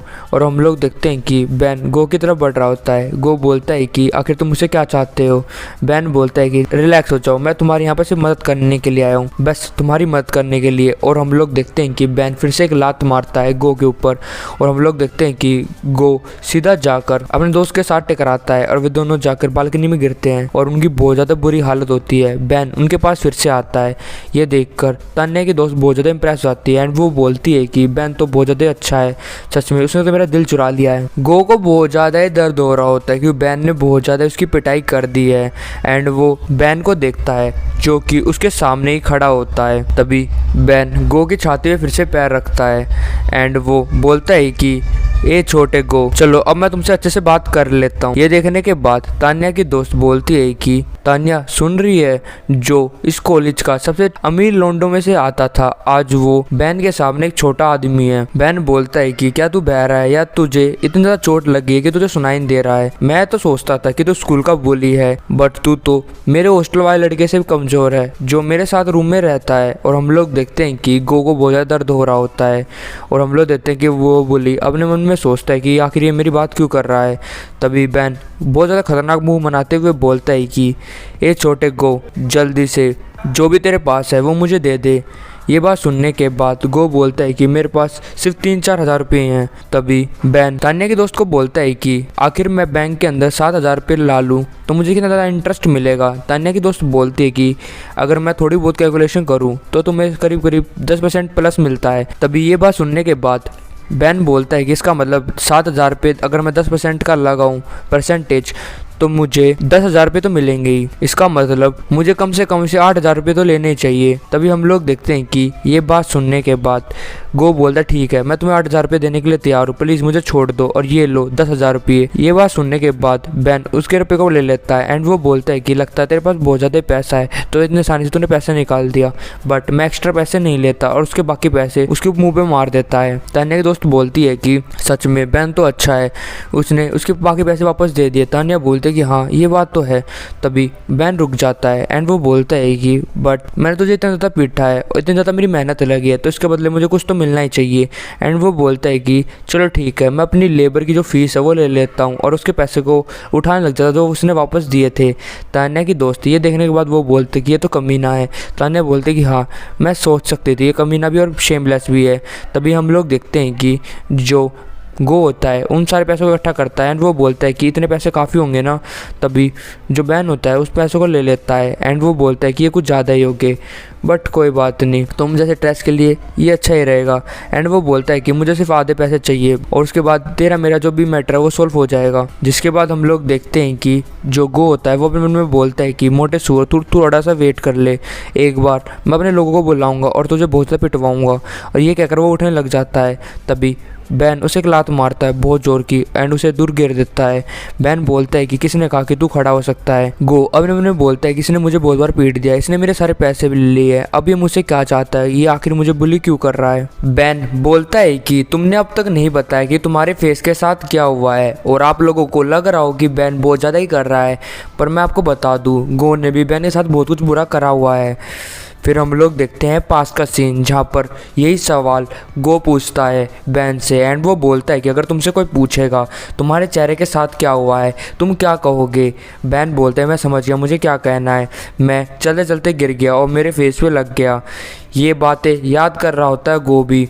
तभी गो बोलता है कि मैं बहुत ज़्यादा केयरलेस था और मैंने अपने आप को दीवार के साथ टक्कर मार दी। बैन बोलता है कि क्या सभी लोगों ने ये बात सुनी। बैन बोलता है कि इसने अभी कन्विंस करा है कि इसे खुद चोट लगी है और इसका कोई भी रिलेशनशिप नहीं है मेरे साथ और ना ही मेरी क्लास के साथ। ये बात सुनने के बाद सभी बच्चे बोलते हैं कि हमने लाउड और क्लियर सुना है और हम लोग इस बात के विटनेस भी हैं। बैन बोलता है कि तुम्हें अगली बार से केयरफुली वॉक करना चाहिए, आखिर कौन है जो दीवार से टकरा जाता है, ये तो बहुत ज़्यादा बुरी हैबिट है। गो बोलता है ठीक है मैं समझ गया, एंड वो खड़ा होने लग जाता है, एंड वो बोलता है कि मैं अगली बार ज़रूर केयरफुल रहूँगा। बैन बोलता है कि और अगली बार तुम मेरे सामने आए तो याद रखना अगली बार मैं तुम्हें और ज़्यादा पीटूँगा, अच्छा होगा कि तुम मेरे सामने ना हो। गो बोलता है कि हाँ मैं समझ गया। फिर बैन बोलता है कि यहाँ से भाग जाओ, और गो और उसका साथी वहाँ से भाग जाते हैं। सभी लोग बोलते हैं कि फाइनली किसी ने तो गो को उसकी गलतियों की सज़ा दी है, उसको खुद की मेडिसिन की टेस्ट मिला है। एंड वो नारे मारते हुए बोलते हैं कि सच में यहाँ पर तो बैन ने गो की बुरी हालत कर दी है। ये सब कुछ देखने के बाद तान्या अपने मन में बोलते कि सच में यहाँ पर तो गो पिट गया, ये तो बहुत ज़्यादा अजीब बात है। बट जब बैन उसे पंच मार रहा था उसके पीछे से बहुत ज़्यादा ही मिस्टीरियस ऑरा निकल रहा था, आखिर वो कौन सी फोर्स थी जो उसके पंचेस में थी। एंड वो अपने मन में बोलती है कि बैन और तुम कितने सारे राज है जो तुम छुपा के रखे हुए हो। तभी हम लोग देखते हैं कि बैन के पास बहुत सारा पैसा आ जाता है, एंड वो अपने मन में बोलता है कि मुझे एक्यूपेंचर के लिए नीडल चाहिए, स्पोर्ट अटायर चाहिए, सैंड बैग चाहिए, और मुझे एक नया फ़ोन भी चाहिए जो मैं अपनी बहन को दे सकूं। और ये सब कुछ तो मुझे लेना ही है, साथ में मेरी मम्मी के लिए भी कुछ गिफ्ट लेना है, बट इसके लिए मुझे बहुत सारे पैसे चाहिए। बट मेरे पास इतने पैसे नहीं है, आखिर कौन बंदा मुझे इतने सारे पैसे देगा, कोई मुझसे लड़ाई करने ही आ जाओ, मैं उसे थोड़े बहुत पैसे ले लूँ। तभी हम लोग देखते हैं कि कोई उसका नाम बोलता है बैन। ये देखने के बाद बैन खुश होता है, एंड वो बोलता है आखिर यहाँ पर कौन है। तभी हम लोग देखते हैं कि वहाँ पर वो सट्टेबाज आ जाता है, एंड वो बोलता है कि मैंने सुना है कि गो तुमसे फ़ाइट करने के लिए आया था, आखिर उसे क्या लगता है इसके फादर अमीर है तो उसका मतलब वो जो चाहे यहाँ पर कर सकता है, उसकी हिम्मत कैसे हुई मेरे दोस्त को परेशान करने की। एंड वो अपने मन में बोलता है कि बैन दिखने में ठीक लग रहा है बट गो बहुत ज़्यादा खतरनाक इंसान है, मुझे डर है कि उसने बैन की पिटाई ना कर दी हो, मुझे जल्द से जल्द चेक करना पड़ेगा कि बैन को चोट लगी है या नहीं लगी है। तभी बैन उसके पास आता है, एंड वो बोलता है कि ब्रदर आप थोड़ा लेट हो गए, मैंने उसे पहले ही सबक सिखा दिया है। एंड वो उसके कंधे पर हाथ रखते हुए बोलता है कि उस जैसे बंदे की पिटाई देखकर आपको ही मजा आता तो आपको जल्दी आना चाहिए था, हम दोनों साथ में मिलकर उसे पीटते। ये बात सुनने के बाद वो सट्टेबाजी खुश होते हुए बोलता है कि हाँ सच में उस कमीने को तो पीट देना चाहिए, मैं भी इस बात से अग्री करता हूँ। एंड वे दोनों अजीब तरीके से हंसने लग जाते हैं। तभी हम लोग देखते हैं कि बैन का दोस्त भी वहाँ पर आ जाता है एंड वो बोलता है कि बैन, मैंने सुना है कि तुम्हारी फाइट गो के साथ हुई है। एंड वो सट्टेबाज को टक्कर मारता हुआ आता है। सट्टेबाज बोलता है कि आखिर तुम्हारी हिम्मत कैसे है मुझे धक्का देने की। तभी उसका दोस्त बोलता है कि अरे मेरे से गलती हो गई। तभी सट्टेबाज बोलता है कि अगली बार से ध्यान दे के चला करो और आगे देख के चला करो। ये सब कुछ देखने के बाद बैन अपने मन में बोलता है कि ये दोनों मेरी केयर करते हैं, इसलिए वो जैसे ही उन्हें खबर मिली वो मुझसे मिलने के लिए आ गए। दोनों तो बहुत ज़्यादा अच्छे हैं। तभी हम लोग देखते हैं कि वहाँ पर ग्वेन भी आ जाते हैं। वो बोलते, ब्रदर मैंने सुना कि आपकी फ़ाइट गो के साथ हुई थी, क्या आप बिल्कुल ठीक हो ना? तभी बैन बोलता है कि चिंता मत करो, तुम्हारा भाई बिल्कुल ठीक है, चलो हम कहीं बाहर खाना खाने के लिए चलते हैं। सट्टेबाज और मेरे दोस्त, चल तुम दोनों भी चलो, तुम्हें भी ट्रीट देता हूँ, आज की पार्टी मैं दे रहा हूँ। फिर उसके बाद हम लोग देखते हैं कि बैन और उसकी पूरी टोली एक महंगे से रेस्टोरेंट में आ जाती है। उसे देखने के बाद बैन अपने मन में बोलता है कि हमारे स्कूल स्टूडेंट्स के लिए यहाँ पर डिनर करना कुछ ज़्यादा नहीं हो जाएगा, ये तो बहुत ज़्यादा महंगा होटल लग रहा है।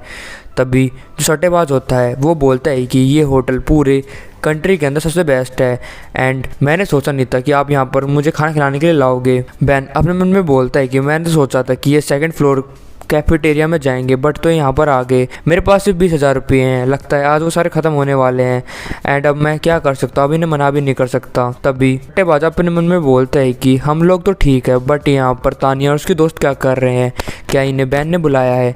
तभी हम लोग देखते हैं कि जो तानिया की दोस्त होती है वो बहुत सारे खानों के नाम बोलने लग जाती है कि दही भल्ले, दही चाट, गोलगप्पे, टिक्की, ब्रेड वाली टिक्की और पता नहीं क्या क्या, मोमोज़ वगैरह सब कुछ मंगवा लेती है। ये देखने के बाद बैन भी बोलता है कि अरे रुक जा, हफ्सी कितनी खाएगी तू? एंड वो बोलता है कि तुमने तो बहुत ज़्यादा खाना ऑर्डर कर दिया, बाकी लोगों ने तो ऑर्डर भी नहीं करा है। तानिया की फ्रेंड बोलती है कि तुम पहली बार हमें कुछ खिलाने के लिए लाए हो, तो मैं चाहती हूँ कि जितना हो सके उतना मैं खाना खाऊँ यहाँ से। तभी हम लोग देखते हैं कि उनका खाना आने लग जाता है एंड वे सभी लोग बोलते हैं कि सिर्फ 2 मंथ बाकी है ग्रेजुएशन के और बैन ने आज हमें इतनी अच्छी ट्रीट दी है। तो सच में बैन का बहुत बहुत शुक्रिया, अब तो वो बहुत बड़ा सुपरस्टार बन चुका है स्कूल का, सभी लोग उसके बारे में बात करते हैं। सट्टेबाज बोलता है कि गो इतना आसान बंदा नहीं है जो इतनी जल्दी हार मान जाए, पहली बार उसकी इतनी बड़ी हार हुई है, वो जरूर कुछ करने की सोच रहा होगा, तुम्हें सावधान रहना चाहिए बैन। बैन बोलता है कि हाँ मुझे ऐसा लगता तो है, बट क्या उसके अंदर इतनी हिम्मत है कि वापस आएगा? सट्टेबाज बोलता है कि गो ने आज तक ऐसी हार नहीं देखी थी, शायद वो अभी भी प्लानिंग कर रहा होगा कि कैसे वो तुमसे बदला ले सके। ग्वेन बोलती है कि आखिर मेरे भाई का क्या होगा, क्या सच में उसकी जान खतरे में है? सट्टेबाज, क्या तुम उसकी मदद नहीं कर सकते? तभी वो सट्टेबाज बोलता है कि तुम चिंता मत करो, जब तक बैन मेरे साथ है कोई भी उसे हाथ नहीं लगा सकता और किसी के अंदर इतनी हिम्मत भी नहीं है कि वो मेरे दोस्तों को परेशान कर पाए, चाहे वो गो क्यों ना हो। तानिया की फ्रेंड बोलती है कि गो से बैन को प्रोटेक्शन नहीं चाहिए, बैन ऑलरेडी बहुत ज़्यादा स्ट्रॉन्ग है। तानिया बोलती है कि हाँ बैन कितना भी ज़्यादा स्ट्रॉन्ग क्यों ना हो, बट ऐसी सिचुएशन आ सकती है जहाँ पर वो 2 मुक्कों के साथ फाइट ना कर पाए, तो वहाँ पर वो क्या करेगा? ये बात सुनने के बाद बैन बोलता है कि हाँ ये सही कह रही है एंड वो अपने मन में बोलता है कि मुझे अपनी पावर को बढ़ाना पड़ेगा ताकि आगे जाकर मैं इस वर्ल्ड के अंदर रूल कर पाऊँ, अगर मैं कमज़ोर रहा तो कोई भी मुझे परेशान कर सकता है। बैन बोलता है कि हाँ और साथ में मुझे कुछ लोगों को भी जोड़ना पड़ेगा और ये सट्टेबाज मुझे सही लगता है। सट्टेबाज बोलता है कि बैन मुझे ऐसे क्यों देख रहा है, और हम लोग देखते हैं कि बैन बहुत अजीब मुँह बनाता है एंड वो अपने मन में बोलता है कि ये मेरा साथी है और आज से ये मेरे साथ काम करेगा। तभी हम लोग देखते हैं कि तानिया के पेट में दर्द स्टार्ट हो जाता है एंड वो बोलता है कि मुझे बाथरूम में जाना है एंड वो खड़े होने लग जाती है। तभी पीछे से ग्वेन बोलती है कि मैं तुम्हारे साथ चल रही हूँ और वे दोनों वहाँ चले जाते हैं। बैन अपने मन में बोलता है कि अच्छा मौका है तानिया से बात करने का एंड वो बोलता है कि तानिया तुम कितनी बार ग्रेट वॉल ऑफ चाइना गए हो? तभी ग्रेट वॉल ऑफ चाइना का नाम सुनने के बाद बैन का दोस्त बोलता है कि मैं बचपन में तो गया था वहाँ पर, आखिर तुम इसके बारे में अचानक क्यों पूछ रहे हो? बैन बोलता है कि मुझे वहाँ पर जाना है क्योंकि वहाँ पर बहुत ख़तरनाक स्ट्रक्चर्स हैं और मुझे अपनी आंखों से उन्हें देखना था, क्या तुम्हारे पास कोई तरीका है वहाँ पर जल्दी जाने का? तभी हम लोग देखते हैं कि ये बातें सुनने के बाद तानिया का कुछ अजीब रिएक्शन होता है एंड उसको थोड़ा बहुत पसीना भी आने लग जाता है। ये सब कुछ देखने के बाद बैन अपने मन में बोलता है जरूर इस लड़की को कुछ ना कुछ पता है। तभी हम लोग देखते हैं कि एक आवाज़ आती है, हमें यहाँ से जाने दो, और हम लोग देखते हैं कि कुछ लोग तानिया की फ्रेंड और ग्वेन को परेशान कर रहे होते हैं। वो बोलते हैं कि आखिर तुम कितने पैसे लोगे हमारे साथ एक रात गुजारने के लिए? बैन ग्वेन की आवाज़ सुनता है एंड वो बोलता है तो ग्वेन की आवाज़ है ना, तभी तानिया भी ये आवाज़ सुनने के बाद बोलती है कि मेरी फ्रेंड खतरे में है, मुझे जल्द से जल्द वहाँ पर जाना पड़ेगा। एंड वो भागती हुई वहाँ पर जाने लग जाती है। तानिया की स्पीड देखने के बाद बैन अपने मन में बोलता है कि ये लड़की तो बहुत ज़्यादा ही फास्ट है। और हम लोग देखते हैं कि ग्वेन और तानिया के दोस्त को बचाने के लिए सट्टेबाज और बैन और तानिया वहाँ पर पहुँच जाते हैं। और हम लोग देखते हैं कि वे तीन लोग अभी भी उन्हें परेशान कर रहे होते हैं। वे लोग बोलते हैं कि आज तुम बहुत ज़्यादा लकी है कि यहाँ पर एक और सुंदर लड़की आ गई है। सट्टेबाज बोलता है कि ग्वेन क्या तुम ठीक हो ना? तभी तानिया की दोस्त बोलती है कि ये कमीने लोग हमारा एडवांटेज लेना चाहते थे जब हम यहाँ पर वॉशरूम के लिए आए। तभी हम लोग देखते हैं कि बैन और बैन का दोस्त भी वहाँ पर पहुँच जाता है। सट्टेबाज एक का हाथ पकड़ने के बाद वो बोलता है कि जल्दी से मुझसे माफ़ी मांग लो, क्या पता मैं तुम्हें आज जाने दूँ वरना आज तुम मेरे हाथों से मरने वाले हो। तभी जिसका हाथ उसने पकड़ा होता है वो बंदा बोलता है कि क्या तुम हमारे हाथों से मरना चाहते हो बच्चे? लगता है तुम अपनी लाइफ से थक चुके हो जो ऐसी हर बातें कर रहे हो। उसका साथी बोलता है कि हम सभी लोग स्टूडेंट्स हैं जेंगिन यूनिवर्सिटी के और तुम जेंगिन यूनिवर्सिटी से पंगा तो नहीं लेने वाले ना। एक बार हमारे साथ यहाँ पर आ गए तो वो तुम्हें इतना ज़्यादा पीटेंगे कि तुम मर जाओगे। इससे अच्छा होगा कि तुम यहाँ पर हार मान कर यहाँ से निकल जाओ। तभी सट्टेबाज बोलता है कि तुमने बहुत ज़्यादा बकवास कर ली और वो सीधा अपना घुटना मारता है उसके पेट में। एंड वो बोलता है कि तुम इतने वर्ती नहीं हो कि तुम मेरे सामने बोलो। तभी जिसको वो घुटना मारा होता है उसके मुंह से खून निकलने लग जाता है। एंड वो बोलता है कि तुम्हारी हिम्मत कैसे हुई बच्चे मुझ पर अटैक करने की? आखिर तुम किसका इंतजार कर रहे हो? जल्दी से इस पर हमला करो और इसे मार डालो। तभी हम लोग देखते हैं कि बैन उनके पीछे आ जाता है। एंड वो बोलता है क्या तुम मुझे ढूंढ रहे हो? तभी वो बंदा बोलता है कि तुम मेरे पीछे कब आए? तभी बैन से एक लात मारता है एंड वो ज़मीन पे गिर जाता है। तभी तीसरा बंदा एंड वो बोलता है कि तुम सभी लोग बच्चे हो, आखिर तुम इतना टफ मन के क्यों देख रहे हो? तभी हम लोग देखते हैं कि बैन का दोस्त पैर अड़ाता है और उस बंदे को भी गिर देता है। ये देखने के बाद सट्टेबाज बोलता है कि तुमने तो बहुत अच्छा काम करा।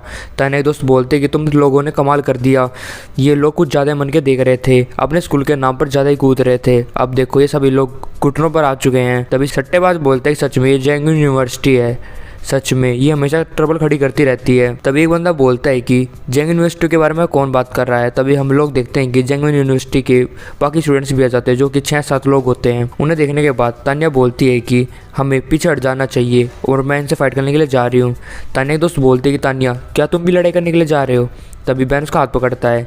ये देखने के बाद तानिया अपने मन में बोलती है कि ये बैन मेरा हाथ क्यों पकड़ रहा है? तभी बैन बोलता है कि तुम पीछे हट जाओ, मैं इससे फाइट कर लूँगा, अभी के टाइम पर तुम्हें पीछे हटकर मेरी बहन और अपने दोस्त का ध्यान रखना चाहिए। फिर उसके बाद हम लोग देखते हैं कि वे जेंगिन यूनिवर्सिटी के बंदे एक तरफ खड़े होते हैं और बैन एक तरफ। बैन बोलता है कि तुम दोनों भी पीछे हट जाओ वरना तुम्हें चोट लग सकती है। सट्टेबाज बोलता है कि ये 7 लोग हैं, क्या तुम पागल हो चुके हो? तुम कितने ज़्यादा स्किल बंदे क्यों ना हो, तुम अकेले बंदे 7 लोगों से मुकाबला नहीं कर सकते। बैन बोलता है तुम चिंता मत करो। तभी जेंगिन यूनिवर्सिटी का बंदा अपने हाथ में एक बोतल लेकर बोलता है कि तुम हमारे सामने हीरो बन के देख रहे हो क्या? तुम्हारी मौत तुम्हारे सामने खड़ी है और तुम इतने ज़्यादा ब्रेव बन के कैसे देख सकते हो? एंड वो सीधा हमला करने के लिए बढ़ता है। एंड वो बोलता है कि तुम में से आज कोई भी नहीं बच पाएगा। ये अटैक देखने के बाद ग्वेन बोलती है कि ब्रदर केयरफुल। तभी हम लोग देखते हैं कि जो बैन होता है वो उसके अटैक से बच जाता है। ये देखने के बाद वो बंदा अपने मन में बोलता है कि ये मोटा तो बहुत ज़्यादा ही फास्ट है, आखिर ये बंदा जैसा फ्लेक्सिबल कैसे हो सकता है? एंड वो पीछे की तरफ दोबारा अटैक करता है बैन के ऊपर। बैन फिर से उसके अटैक से बच जाता है। ये देखने के बाद वो बंदा भी हैरान होता है। तभी वो बहुत सारे अटैक करता है, बैन उनके सभी के अटैक से बच रहा होता है। तभी ये देखने के बाद जेंगिन यूनिवर्सिटी के जो भी बच्चे होते हैं वो अपने मन में बोलते हैं कि आखिर ये हमारा तू गैंग क्या कर रहा है, क्या वो एक बच्चे को नहीं हरा सकता? तभी हम लोग देखते हैं कि बैन उसके पीछे जाता है एंड वो बोलता है कि क्या तुम्हारा फिनिश हो गया ड्रामा? तभी हम लोग देखते हैं कि बैन उसका हाथ पकड़ लेता है एंड उसका हाथ पकड़ने के बाद उसकी गर्दन से पकड़कर उसके हाथ को मरोड़ देता है, जिसकी वजह से वो बोतल भी छूट जाती है और वो बंदा ज़मीन पर लग जाता है और उसकी बोतल फूट जाती है। तभी बैन उस टूटी हुई बोतल को पकड़ता है और उसके मुंह के पास लाने के बाद बोलता है कि अब क्या करोगे? तभी वो बंदा बोलता है कि प्लीज़ ब्रदर मुझे माफ़ कर दो, मेरी जान को छोड़ दो। एंड वो रोने लग जाता है। तभी बैन बोलता है कि अब और कौन मुझसे फाइट करना चाहता है? तभी जो बंदा ज़मीन पे गिरा होता है वो बोलता है कि प्लीज़ हमें छोड़ दो, हमें माफ़ कर दो। एंड वे सभी लोग भी बोलते हैं प्लीज़ हमें माफ़ कर दो। एंड वो रोते हुए बोलते हैं बिग ब्रदर प्लीज़ हमें माफ़ कर दो, ये सारी गलती हमारी है, हमें पता नहीं था कि आप इतने ज़्यादा अच्छे इंसान हो, हम पागल है जो बड़े भाई से लड़ रहे थे। एंड वो अपने घुटनों पर आकर रोने लग जाते हैं। तभी बैन बोलता है किसने कहा मुझसे माफ़ी मांगो, क्या तुम्हें पता नहीं कि किससे माफ़ी मांगनी चाहिए? तभी ये बात सुनने के बाद वे सभी लोग जाकर उन 3 लड़कियों से माफ़ी मांगने लग जाते हैं। एंड वो बोलते हैं कि सॉरी लेडीज़ हमारी गलती है, हमने कुछ ज़्यादा पी लिया था जिसके बाद हमने ये सारी नॉनसेंस क्रिएट करी, प्लीज़ हमें जितना चाहो उतना पीट लो बट हमें माफ़ कर दो प्लीज़, हमारी कोई कंप्लेंट मत करना। तभी वे तीनों में से तान्या दोस्त बोलती है कि अरे अरे कोई बात नहीं। तान्या बोलते हैं कि हाँ, तुम्हें ज़्यादा माफ़ी मांगने की जरूरत नहीं है, हमने पहले तुम्हें बहुत ज़्यादा पीट दिया है। तभी उनमें से एक साथी आता है एंड वो बोलता है कि क्या अभी यहाँ पर ये मैटर एंड हो चुका है। बैन बोलता है कि तुम काफ़ी ज़्यादा अच्छे हो बोलने में। तभी वो बंदा बोलता है कि मैं वाइस प्रेसिडेंट हूँ और मुझे जो भी आपकी प्रॉब्लम है वो बता सकते हो, मैं आपकी प्रॉब्लम को जरूर सुनूंगा और उन्हें हल करने की कोशिश भी करूँगा। तभी बैन बोलता है कि यहाँ पर इतनी बड़ी डील तो नहीं है, बट हम यहाँ पर कंपनसेट लेना चाहते हैं। तभी वो बंदा बोलता है कि हम बहुत ज़्यादा ही माफ़ी मांग रहे पहले से ही और हमारे लोग भी हर्ट हुए हैं, तो आप कंपनसेट क्यों मांग रहे हो।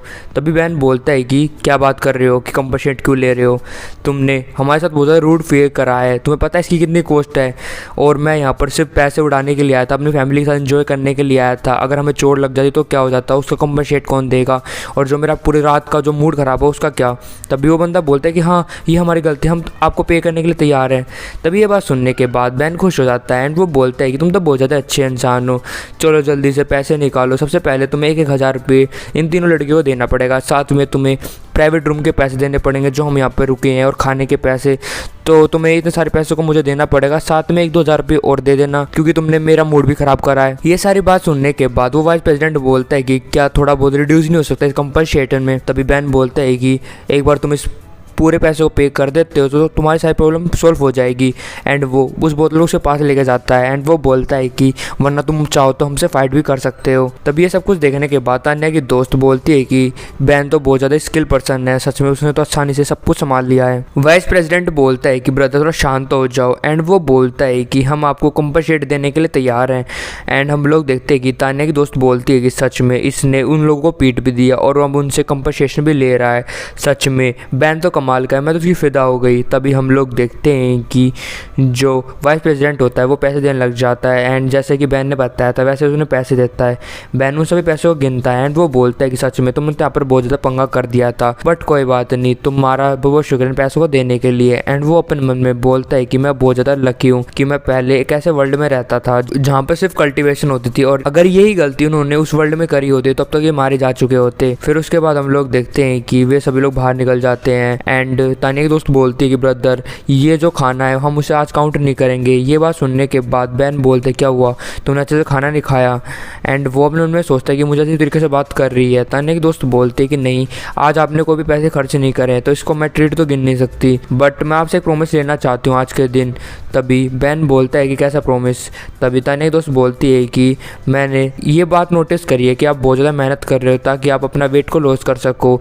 अगर आप वेट लॉस कर लोगे तो मैं आपको एक बात कहना चाहती हूँ कि जैसे आप वेट लॉस करो तो मैं आपकी गर्लफ्रेंड बनना चाहती हूँ और आप मेरे बॉयफ्रेंड बनोगे क्या। ये बात सुनने के बाद सभी लोग हैरान होते हैं और सट्टेबाज बोलता है कि सच में आज का डिनर तो शानदार है। तभी बैन बोलता है कि मैं इसके बारे में जरूर सोचूंगा। तान्या दोस्त बोलते हैं कि प्लीज़ आप ऐसी बातें मत करो, प्लीज़ मुझसे प्रॉमिस करो ना।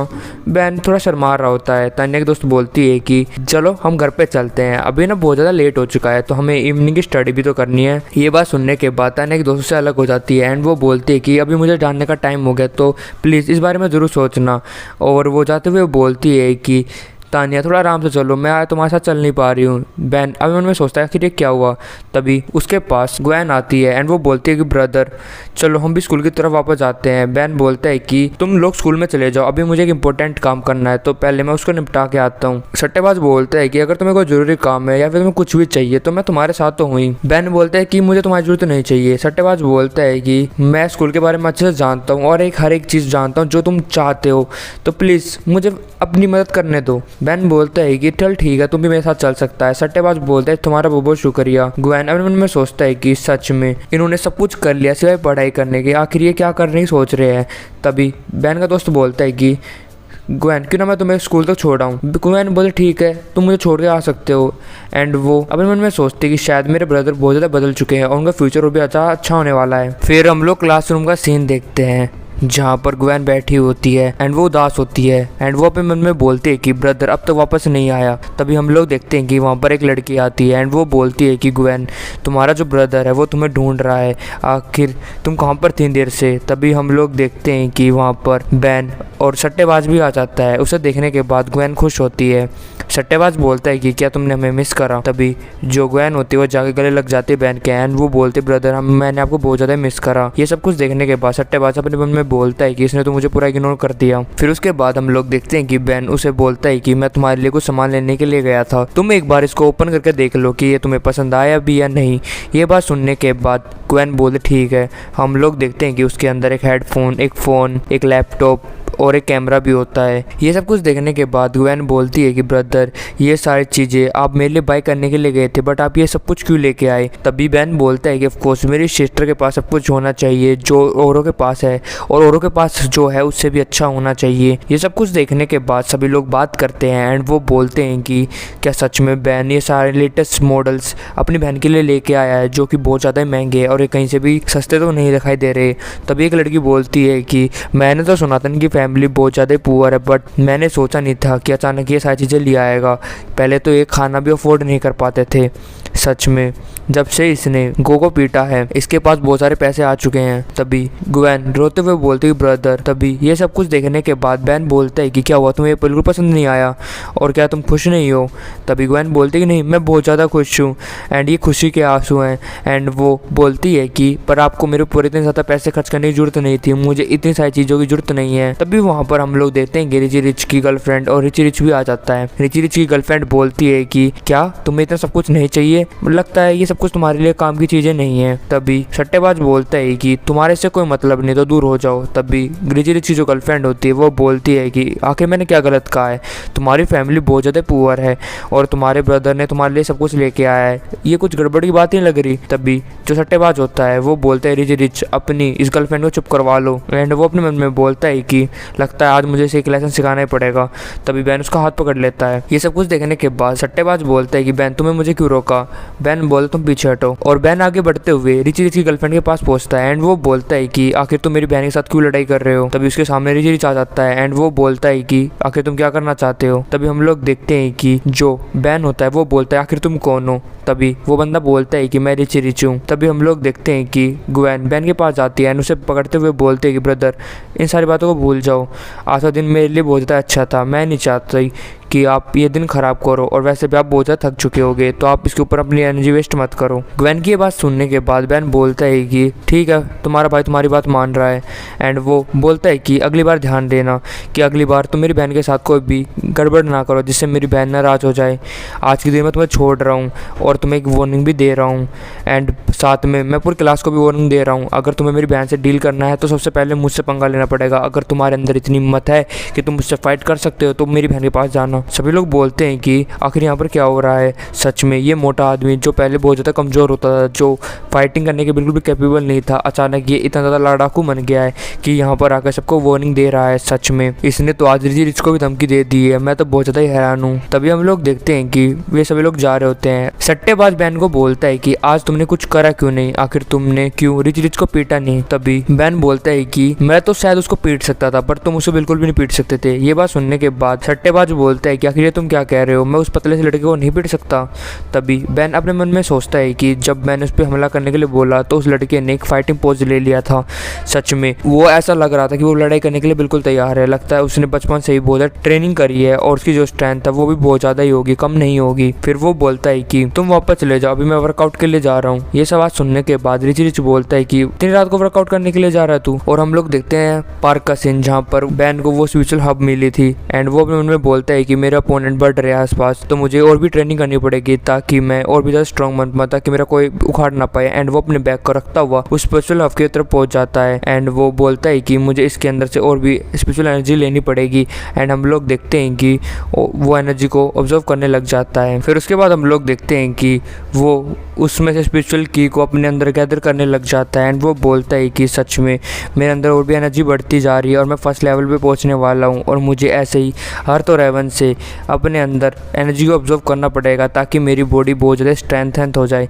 एंड वो प्रैक्टिस करने लग जाता है एंड वो बोलता है कि अगर मैं अपने पिछले वर्ल्ड में होता तो मैं और भी ज़्यादा कल्टिवेट कर पाता क्योंकि वहाँ पर बहुत ज़्यादा स्पिरिचुअल एनर्जी है, बट यहाँ पर भी थोड़ी बहुत एनर्जी तो है ही जो मैं सन और मून से ले सकता हूँ और इन स्टार से ले सकता हूँ। और उनको यूज़ करते हुए बैन अपनी आंखों को खोलता है एंड वो बोलता है कि यहाँ पर यंग क्वाओ अभी भी रिकवर नहीं हुआ है, बट मुझे ये सब कुछ करना पड़ेगा, मुझे दर्द हो रहा है बट मुझे इन डिफ़िकल्टीज़ को पार करते हुए इन सारे इश्यूज को सॉल्व करना पड़ेगा। अभी के टाइम पर मुझे और भी ज़्यादा ग्रो होना पड़ेगा ताकि मैं इस वर्ल्ड पे डोमिनेट कर सकूं। और वो स्पेशल एनर्जी को इकट्ठा करता हुआ बोलता है कि ये बहुत बुरा नहीं हुआ, मैं फाइनली इन सब स्पेशल एनर्जी को ऑब्जर्व कर पाया और जो मेरी स्पीड है वो भी अब बढ़ चुकी है, जिसके कारण अब मैं आगे और भी स्पेशल एनर्जी को अपनी बॉडी के अंदर ऑब्जर्व कर सकता हूँ और मैं पहले से दोगुनी अब कलेक्ट कर सकता हूँ।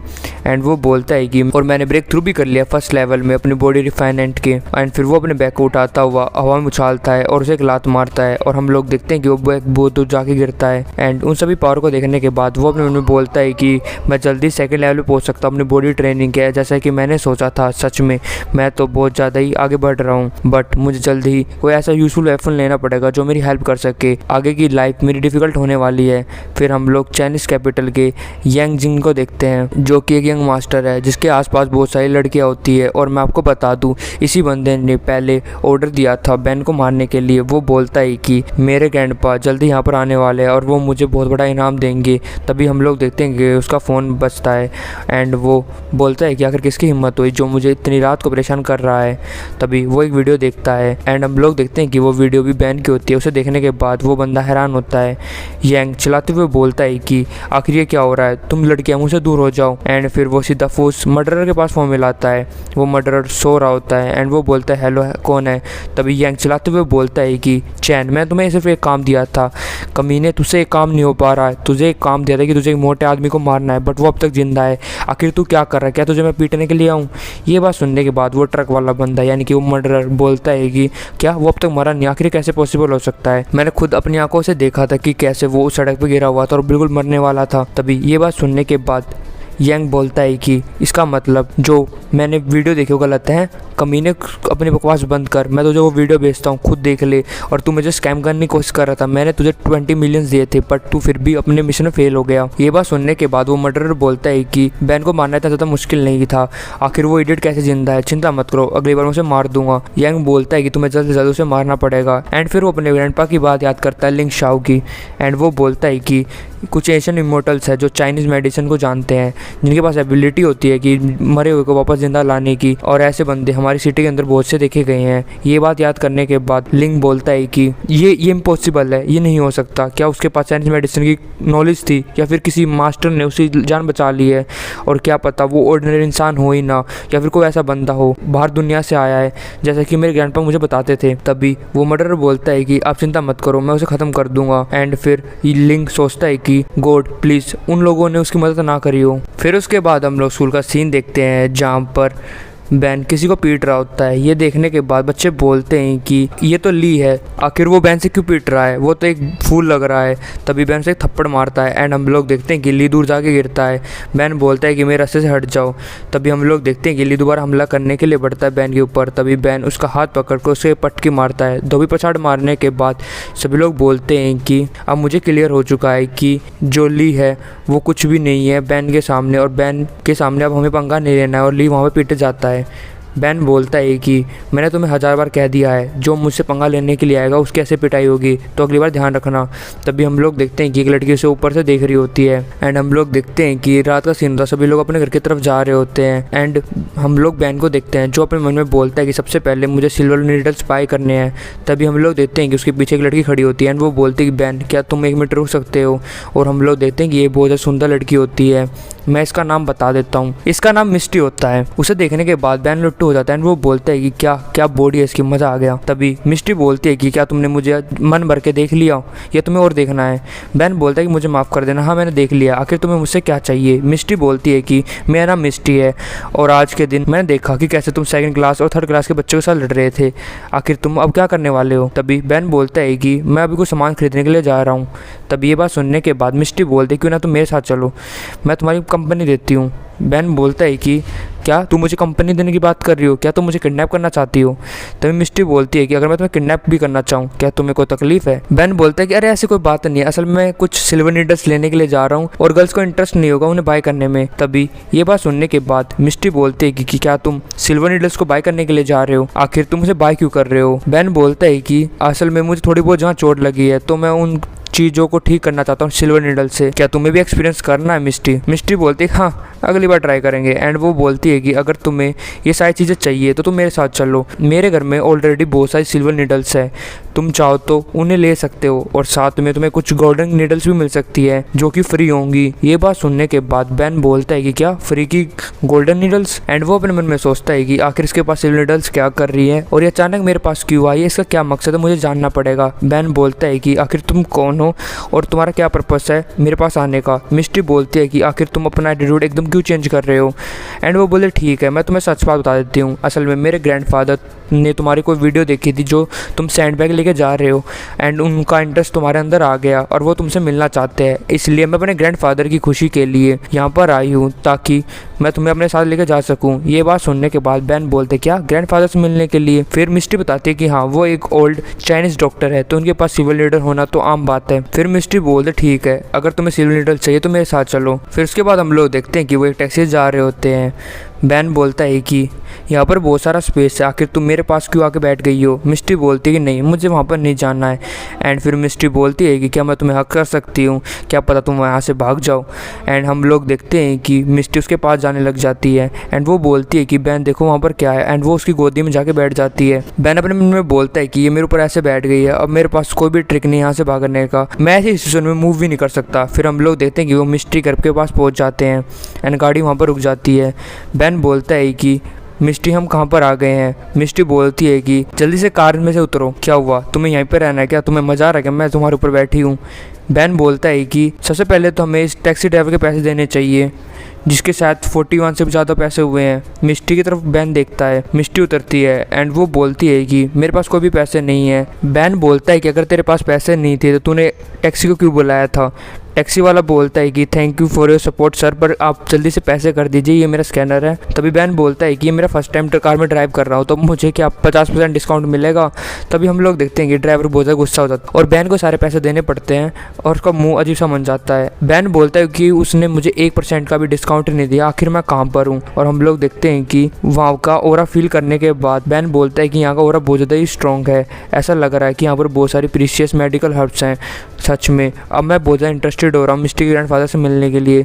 तभी हम लोग देखते हैं गेट के सामने जाकर मिस्टी रुक जाती है एंड वो बोलती है कि अंदर जाने से पहले एक छोटी सी बात, तुम्हें मेरे ग्रैंडफादर के साथ बहुत ज़्यादा रिस्पेक्ट से बात करनी पड़ेगी और उसके सामने तो बिल्कुल भी गुस्सा नहीं दिखाना है। ये बात सुनने के बाद बेन बोलता है कि क्या बकवास कर रही हो, मैं कभी गुस्सा नहीं होता किसी के ऊपर। तभी मिस्टी अपने मन में बोलती है कि देखो ये तो अभी गुस्सा होने लग गया, ये अंदर क्या ही करेगा। तभी वो गेट खोल के अंदर जाती है एंड वो बोलती है कि ग्रैंडपा मैं वापस आ गई। उसका ग्रैंडफादर बोलता है कि आखिर तुम किसको लेक्चर देती बार?